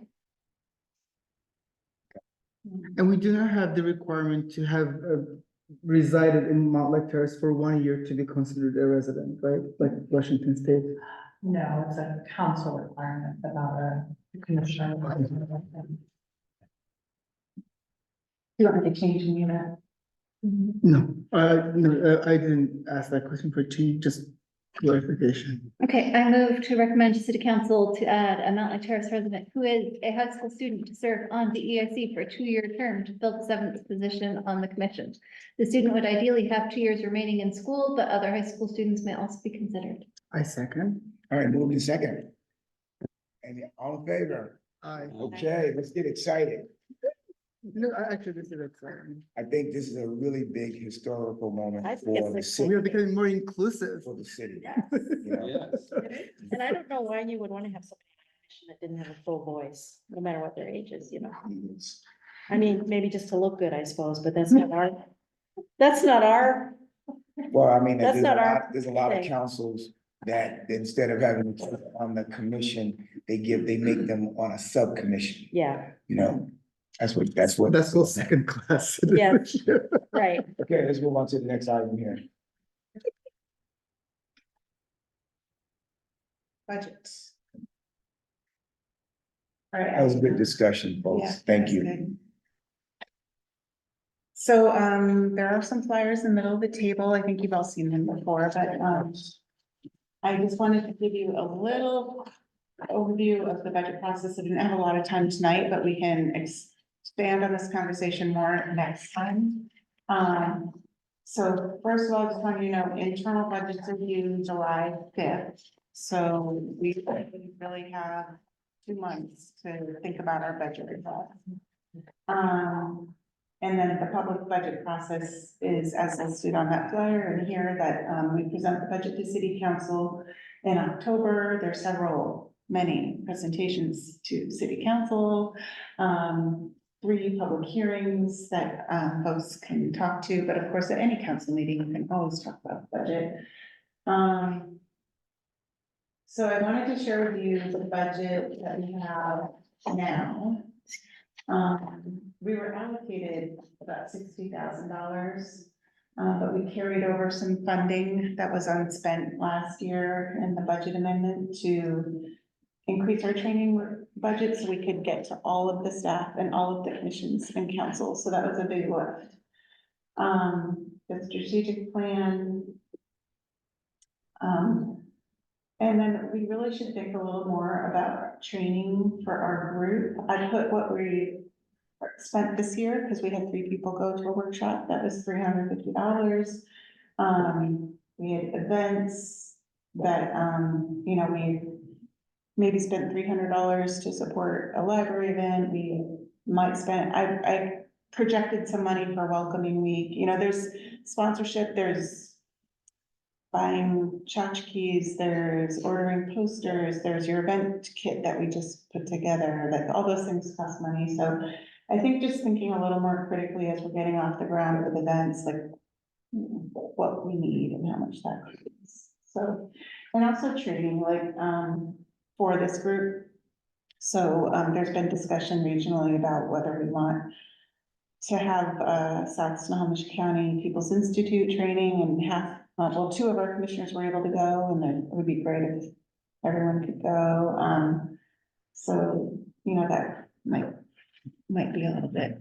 So anyway, and then there's also the, national conference for, the acronym. GARE. So roughly, like I started thinking about what could that look like. I think one, we want to continue some sort of training for staff. I don't know what that looks like yet. I think it would be important for us to see how the strategic plan works out, and maybe there's a focus area. So like if hiring was one of our things, maybe we have special training for all people involved in hiring, you know, or if or maybe there's public engagement training, like what do we do to improve our communication, outreach, community engagement? So, or it could just be a continuation on the basics, but I think we just need to kind of see where we end up a little bit after this. There's strategic plan implementation. So any of the things that I just mentioned or something else, we might require expertise. We might need to invest more in translation services, or like right now we're doing our IT strategic plan, and maybe we need to if we get new HR software, which is on the list, maybe we need to add some component to that that makes it easier to translate or to, like right now, the HR manager goes through and blocks out people's names in places of employment so that we are less biased. So like, maybe there's just tools that we need for things like that, that cost more money. So anyway, implementation, meetings, events. So this is just rough. But maybe we could be thinking about this a little more before our next meeting and how much things cost that we want to participate in and we'll put something together. You know, I'm sitting there thinking that,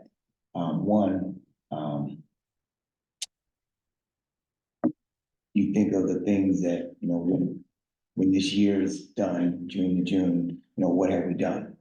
And, how do we want to, expand whatever we did or continue what we did? We should write it down.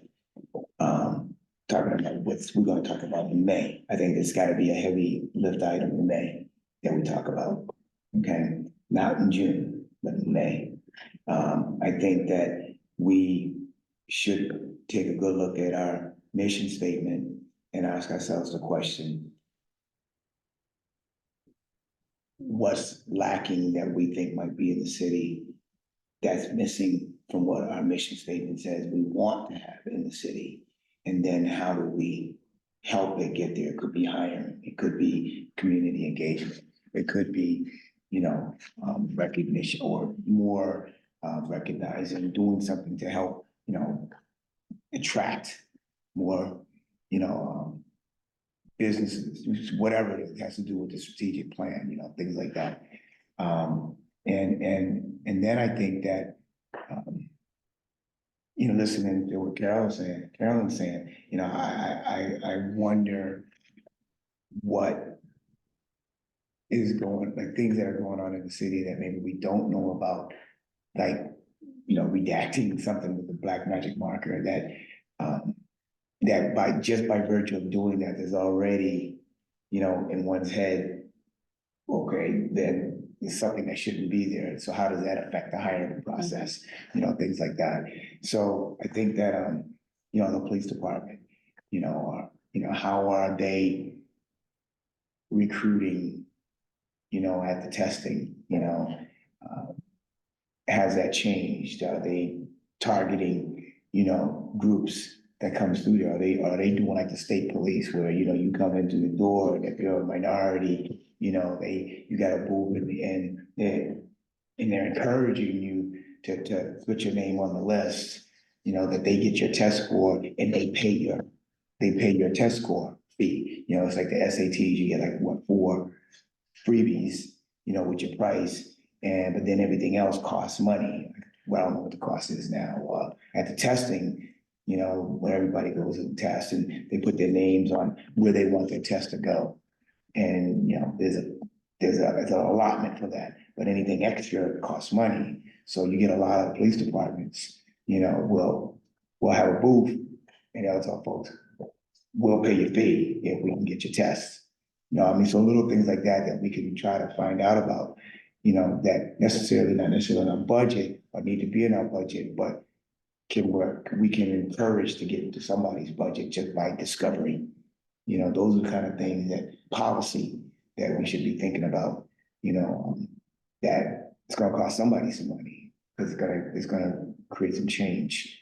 But that's really what our mission statement is encouraging us to do, or kind of find out some of those things that might be kind of funky, that's not in play, So just something to think about so that when we walk in May, here's some ideas, and then, the powers that be can help put a dollar amount to it. Like what are some of the things we need, Any questions or other comments? And just think about the worst thing that could happen is like, no, we're not gonna do that. That's the worst. That is the absolute worst, That's the absolute worst. We're doing a bad thing, that's as bad as it can be, right? But it at least puts it in somebody's ear. Yeah. You know, sometimes you just might have to like change the size of the shoe. You know, to get it to fit. All right. Event planning, just a reminder of some things coming up. And we are having a small pride flag raising event. I encourage people to invite people that they know that would appreciate. I don't think we're gonna advertise it very broadly and considering the fear factor of retaliation, so, but please invite your acquaintances who might appreciate that. Are we going to invite, so given kind of what we heard about the high school commitment, I know last year our local GSA club from the high school was the ones that were the ones who accepted our Pride Month proclamation. Can we make sure that we invite them? Okay. Rather than, I mean, it's during the school day, I'm not sure how much flexibility they have for a field trip, but it would be nice to at least extend the invitation, given they came and accepted the proclamation last year, and they had not like a conflict, the night of the proclamation. Do we know who their advisor is? I might know that name. Okay, I'll figure it out. Okay. And sometimes they change. Okay. Okay. Let's see what else. You're gonna talk to Doug about, are we gonna support Linwood? Yeah, but you know, what we got going on, where we are with this and what are they looking, what do they need from us, would like from the city other than money? Yeah. For their event, Mhm. you know. Okay,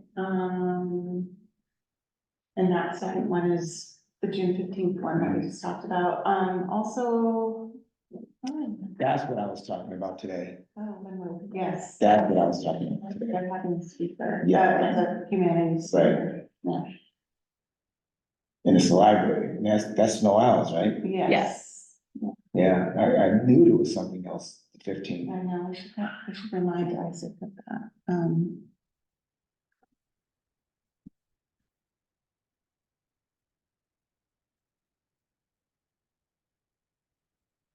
Okay. Let's see. Okay, here's your event toolkit that Lamb put together. Has rollers, rolling carts. All sorts of things inside, clips and pens and tape. I don't see no candy. Not yet. It's all in my closet. Mhm. Yeah, that's- Take a while to become soon.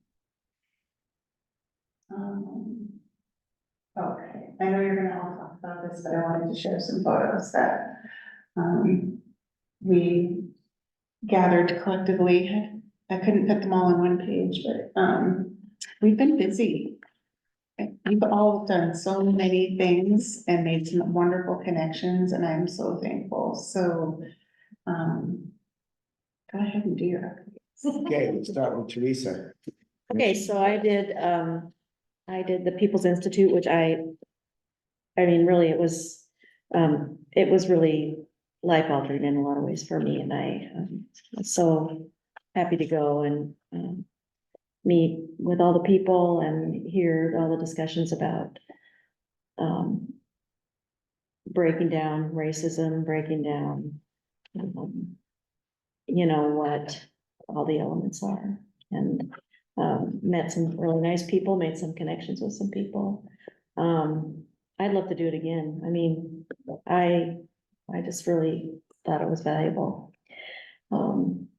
So anyway, if you have the opportunity to go.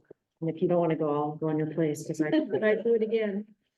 I definitely do it again. And then Thursday, before the children's thing, I went to the Idea Forum in Snohomish, which was a stronger community through inclusion, diversity, equity, and access. About, helping people access different things for business.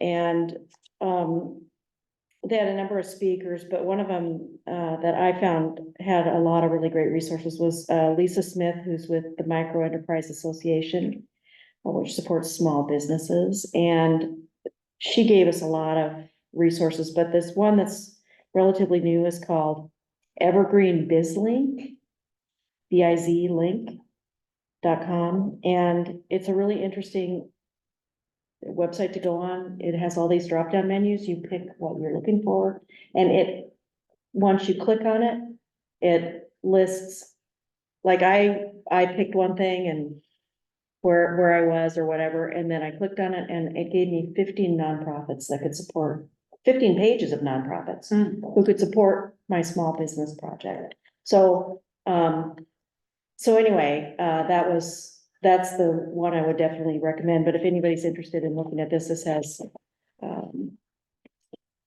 or if you're interested, I can, forward the email, or maybe I'll just forward it to you, the post email, they didn't stream it or anything, that has a list of resources. So, and then tomorrow night, I'm going to another event at WSU Everett. That is, environment and biodiversity. It's, Dr. Carolyn Figgins. She's written a book called Black Faces, White Spaces, and it's about equity and the environment. And I thought that would be kind of a cool thing to do for Earth Day. So that's my report. Thank you. Anita. I attended the People's Institute workshop. That was a really amazing experience. I also encourage everybody to go. I went later the next week, I went to a field trip at Edmonds College that was expanding your horizons. It was a STEM focused curriculum targeting that was focused on providing connection for eighth grade and up girls to get involved in STEM. And so it was a women in leadership in STEM fields. And so that was really cool. I've done 3 presentations for Prepare with Pedro for the Red Cross. And I've taught 3 Red Cross first aid CPR classes and a babysitting class. I did a jail volunteer orientation at the Everett jail. I attended the Coffee and Community with Washington Family Engagement and heard some of the programs that they have coming up. And I think it would be potentially a great resource for us to make connections with. And I attended the legislative forum that was here at City Hall the day before the Children's Day event, the Proclamation Day. All right. Oh, and then next Friday is the Step Up to Leadership event, so there's still time to register. Yeah. I did a couple of CPAG events, the primary meeting at the beginning of the month, and then the open house at the end of last month. And CPAG is actually coming to an end, at least the part that I'm participating in a couple of months. It'll end at the end of June. Big meeting then. Children's Day proclamation, the DEI training just yesterday, and I was invited to a mid-Ramadan dinner, and I was very happy to go. What a great experience that was, and people were so welcoming. And yesterday spoke to somebody representing the masjid, and they will be contacting us to have a contingent from the planning committee come over to the masjid to present the city planning for the next 20 years. So that's really exciting. That's great. Yes, thank you, Scott. That was very helpful. Walk. And you worked hard to get that. You went to the mosque 3 times, 4 times? It was completely empty, nobody in there, doors wide open, for 3 days in a row. Oh, Yeah, I couldn't get a hold of a man. And, but our other contact, Murtaza? yes. Yeah. got a hold of me. Well, that's why I contacted both of them when they're in the question. One of them catches it. But he explained that most everyone else was on vacation Mm. because it was right after Ramadan. Yes, you don't talk to Muslims during that period because they're on vacation. Yeah. I know that. Yeah.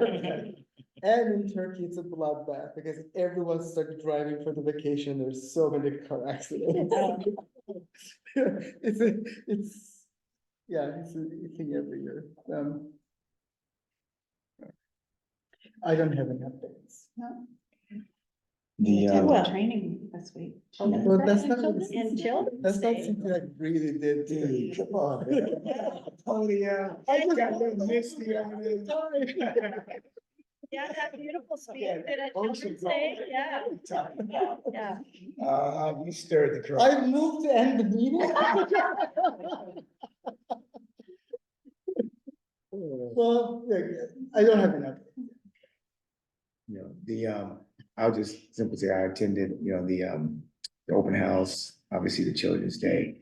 I think the thing that I did that I hope is representative of what we're doing here is that this past weekend, I was notified that I was elected to represent the city of Mountlake Terrace by the 32nd Legislative District to be a delegate at the convention, Democratic Convention.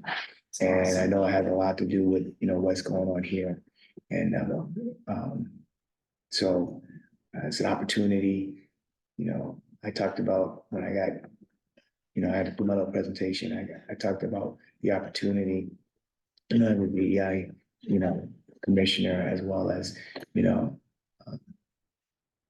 member of my race to be able, like what we talk about, to be present, to be heard, and to listen, be able to listen to and have impact. So yeah, I got that from here. So that's a big deal, I guess, for me and for us, because that opportunity to be there. I haven't decided yet if I'm gonna try to be on the national delegate. But this is the first step, I think, for the city and whatever, because we're doing a lot of firsts, and this is, no one told me this is the first, so for the city, because there's only 4 of us that could represent the city. We only allotted 4 delegates, the city one, so that's what I got going. Congratulations. All right, Councilmember Murray. All right, I'll try to keep it brief, given the time. That's my notes here somewhere. I have the stuff I wanted to mention, kind of in terms of what's going on with council. So tomorrow's meeting is canceled, so I want to mention that, we are, in case you had exciting plans. We are headed up to Snohomish County cities, and the council members from all of the cities across Snohomish County gather once a quarter, and have an opportunity to come together. So we will be at that tomorrow night representing, Mountlake Terrace. We got some updates on Shore to Terrace here at our last meeting. We approved the contract for that. And wanted to mention to this group that vendor participation is already open. So each year they have lots of vendor booths. And so the applications for that are already open. If you go to the website, the applications for the parade are not open, but we have the date now, which is I think the 19th of July. It's the Friday before the Friday of that Shore to Terrace weekend. And so the parade has historically been free to participants outside of political candidates. And so I know that's an opportunity where we've had lots of feedback from the community about who's in the parade and who's represented. This group was part of the parade last year, which was great. And I think there's a lot of opportunity to, get the word out that there's opportunity to come and be part of the parade. There's actually a lot of spoilers before.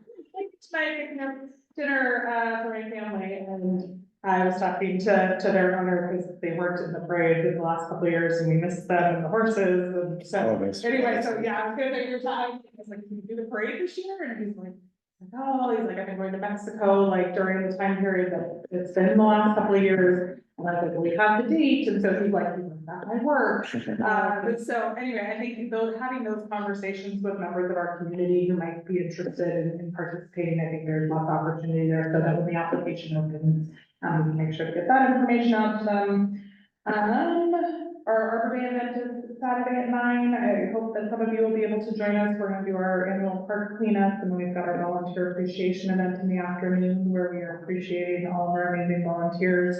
So I hope that you will come and be recognized as part of that. Let's see, we have our annual council retreat, a week from Saturday, so we're gonna spend a whole Saturday talking about our strategic plan, our department, getting updates from our various departments and hearing about their priorities, and then talking about budget. So, as I say, Carla already talked about that a little bit, but that is, I was gonna say, that's kind of gonna set the stage of like, we've got, our biannual budget process that we're gonna be going through this year, and I know that's important for this group and budget. Our budget is a reflection of our values and priorities, and so I just want to make sure I share that is work that continues in conversations there. I think that is the things that we had a Veterans Park, design update this week, and I think when we talk about, inclusion and access, there's some good stuff there in terms of making it more accessible and more user-friendly, particularly for those, who perhaps have mobility issues or some of our seniors. We've got a population close by across the street who likes using that park. So excited about some of the changes in terms of having a wider path, for folks to walk on, as well as kind of easier access in and out of the park, which is a little hard to get up and into right now. So that's exciting. We've got it to a place of, or we're working to get it to a place of 60% design, so we can go after some more grant money. So I think that's a big stuff. I guess, since our last meeting, I think it was actually since our last, so we got our opening date for light rail of August 30th, so that's super exciting. And so, looking forward to that and kind of, I think the celebration around, continuing, It was supposed to open last year, though. It's gonna open now, and so I will say, as I was sitting in very bad traffic coming home tonight, and I watched the light rail at Northgate, I was we're getting there, so, I think that stuff, that's top of mind, it's important. Yeah, good, yeah. Thank you, and I'm gonna make a recommendation. I don't know how everybody else feel about this. I'll make a recommendation that your report going forward in our meetings is presented after we approve our meeting minutes.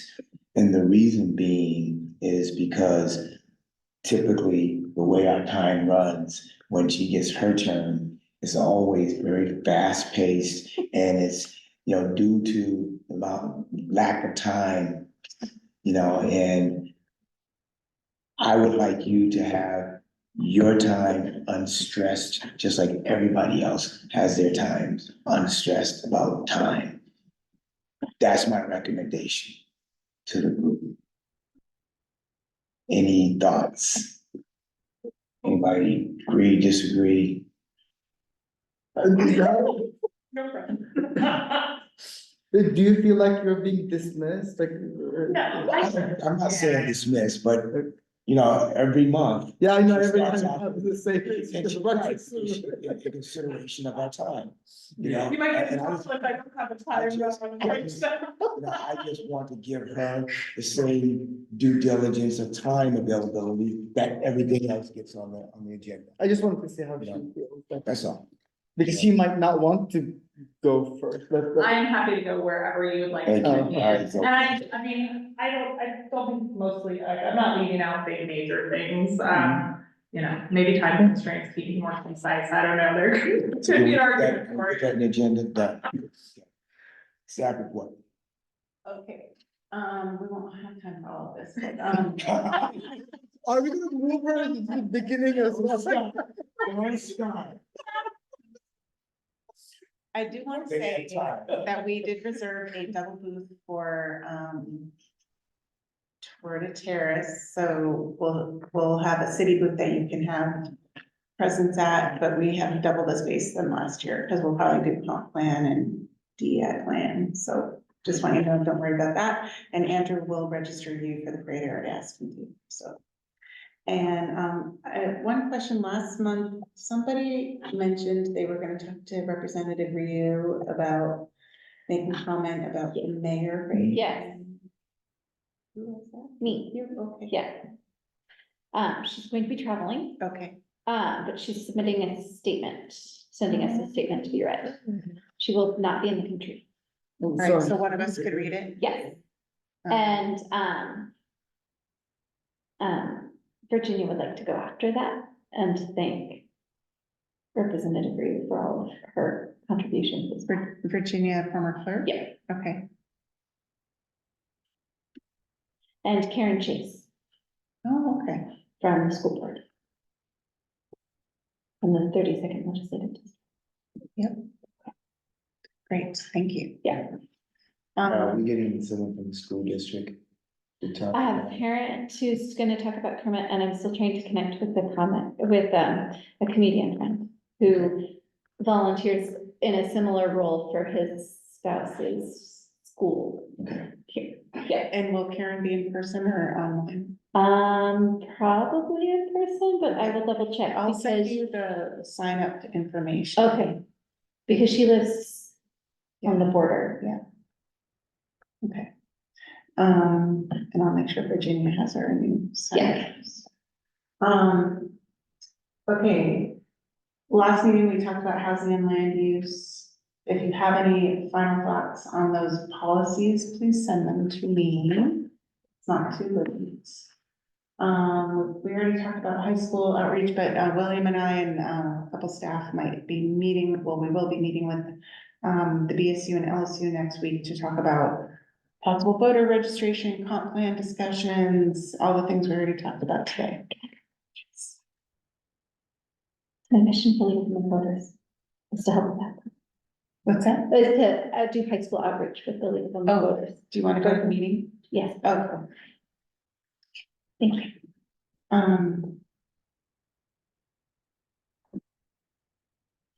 Yes, and. Oh, reaching to key communicators, yeah. We're still trying to schedule some, small group discussions with community groups. I have a short list. I wrote this a long time ago. So let me send you a list of people we're still not connected to, and if any of you have connections, that would be awesome, but I think we're just trying to, we have the, consultant who's helping reach out to certain groups, but then obviously we have certain connections, so we're just trying to like broaden the, outreach. Yeah, does everyone want to play a game for like 5 minutes? Before you fall asleep? Yes. I feel like there's only one answer here. All right, so draw these 9 dots on your paper. And the idea is to connect all the dots with one line without taking your hand off the paper. How big can my marker be? Wait. If I just put them like, close and get a marker, that will be one line. Just like one line, not like, and does it have to be a linear line? What are the rules? But only horizontal. The rules are written on the board. That's You it, just So, can't, and the dot can only be touched one time, right, or no? but Connect what about, all the dots with one continuous line that has. No corners? no corners? Okay. you just can't take your pen off. Yeah. Page. I thought you had to do it. Okay, okay, All right, I did it. okay. Can I fold the paper to make the line? That's pretty creative. I don't have any further. One line without taking your hand off the paper. Okay. But that's not, okay, well,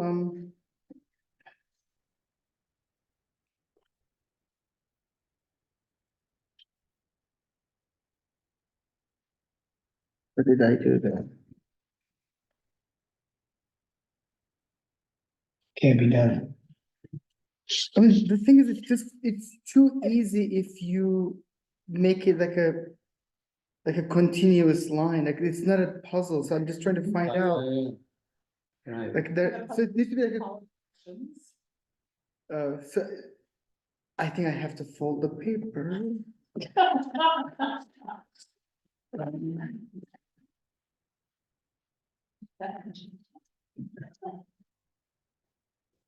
We need to do these games before the minutes so that we have fresh.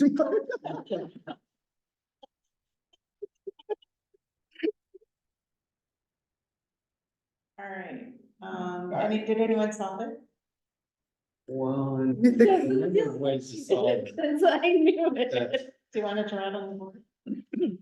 Or show it publicly? And I don't, The I did thing this, with the but I don't one line is a little confusing because you can call this a one line. okay, here she goes. There could be multiple answers, so. Yeah. True.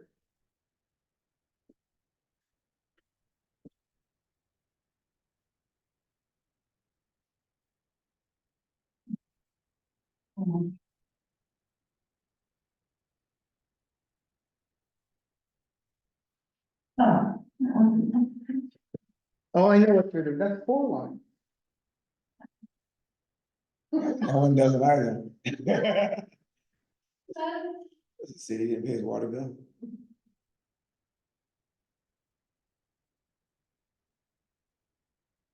That's not one line though. But I didn't look at the text, one continuous.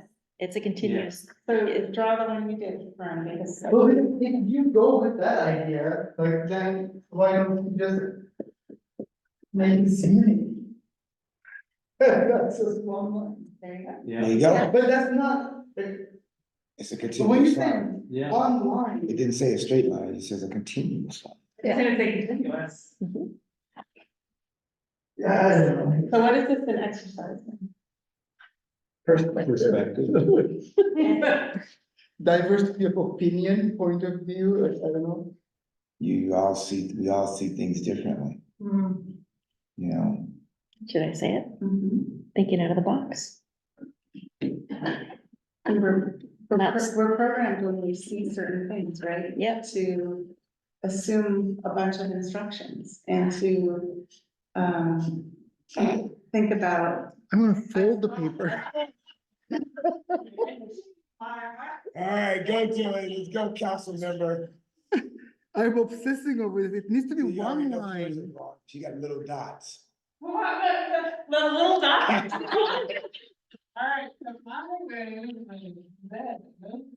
But then I was like, well, nobody told me I couldn't go back over lines, and That's nobody right. told me if I needed to connect them vertically That's right, and yeah. horizontally. Whoa. Yeah. So then I ended up with like a pretty super square. You know what? I decline it, admitting the diversity here. This is big nonsense. I thought you might say that. The exercise and the training, the DEI training that reminds me of this a little bit is that one where they said, how many circles and how many triangles? Right. Because your brain goes Yeah. to all these gyrations like, well, that could, if you looked at it this way, you could say these were circles or these were, you know, but. Yeah. Yeah. Well, I saw 3 Pac-Men. Now, Yeah, know I know. what she said. Connect all the dots with one line. Your dots got 3 lines. Well, how are Because it went over it But technically. it's one line, like connect all, but see, like, it, and it actually doesn't connect them with all of them. I was like, well, do we have to connect each dot with all of the other dots? I'm not like, I don't know. So I tried to connect them with as many as I could.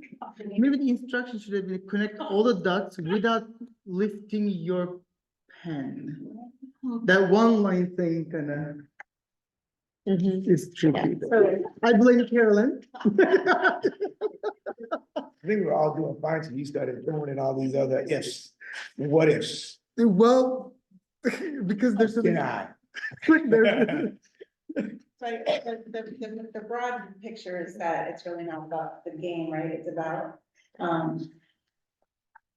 why do we, get stuck thinking like this is how we do things, Yeah. right? With And- assumptions. Or you look at something quickly and you saw a box, or you saw 4 boxes, or you didn't see a box at all, right? Like you saw this like.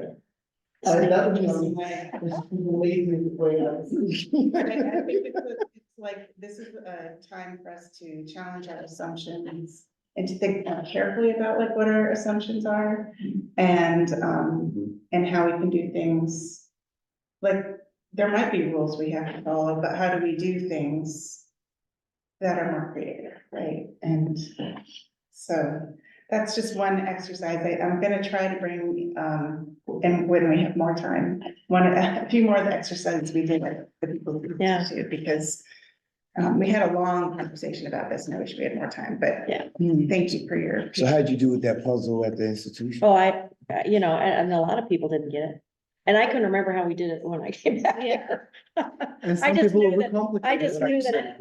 Let's say once a One right answer. That's probably a good And you- perception and you of- shouldn't be. But the one thing that I did realize is that that there were certain ways you did it that always left a dot out too, which is like, you know, you have to find a way to include all the dots. But do you have to? Well, Well, you can get a but really then good mark. you had, You know? Yeah, that's the other question, Because, yeah. you know, sometimes there's some dots that need to be left out. but No, I'm not being funny or whatever, but you know, sometimes there's some dots that need to be left out. Yeah, I think. You know? I get it. Yeah. And we feel like, oh, you can't leave, everything's gotta be, but sometimes you can't, No. you know, sometimes they don't fit, Mhm. you know?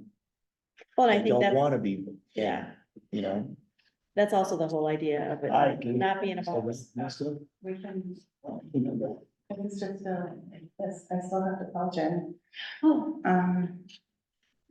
All right, I move to adjourn the meeting. I second. Wow. All in favor? Okay, then I guess, one thing, the good thing about all of this is that, we all have this program. It's all sent to us, Mhm. you know, to look at it and, I know it's getting late. Yeah, let me know if there's other ideas. Yeah, and, we talked about a lot of stuff. Hopefully we're gonna think about a lot of stuff and write a lot of stuff down. And, be ready for May. There's a lot of stuff coming down the pipe in the next 3-4 months, so we don't have time to rehash what we've already done. We gotta move forward, okay? Jen, do you want to talk about, celebrating Native American Month? in November. in the- Yeah. Ooh. What is her, is she on the parent committee? Because I didn't see her name on it. What is her? And it's Herman, it's spelled that way, right? Yes. Okay. Because I know a Jen Herman with one less R and it's an I, and so, but she's in Everett, and so then I was confused. No, okay, so she is the, I think it's Indian Education Association. I think it's, or I can find out. Yeah, because I was trying to look her up, because I was, just wanted to make sure I understood who she was before I called her. I think I had reached out to her at one point too, because we were talking about land acknowledgement. But I have her phone number, Scott gave me, her number, so. Regional Director of Development. So the thing with the students and the, what happens next? As far as the student commissioner? I bring it to council, Officially shut down.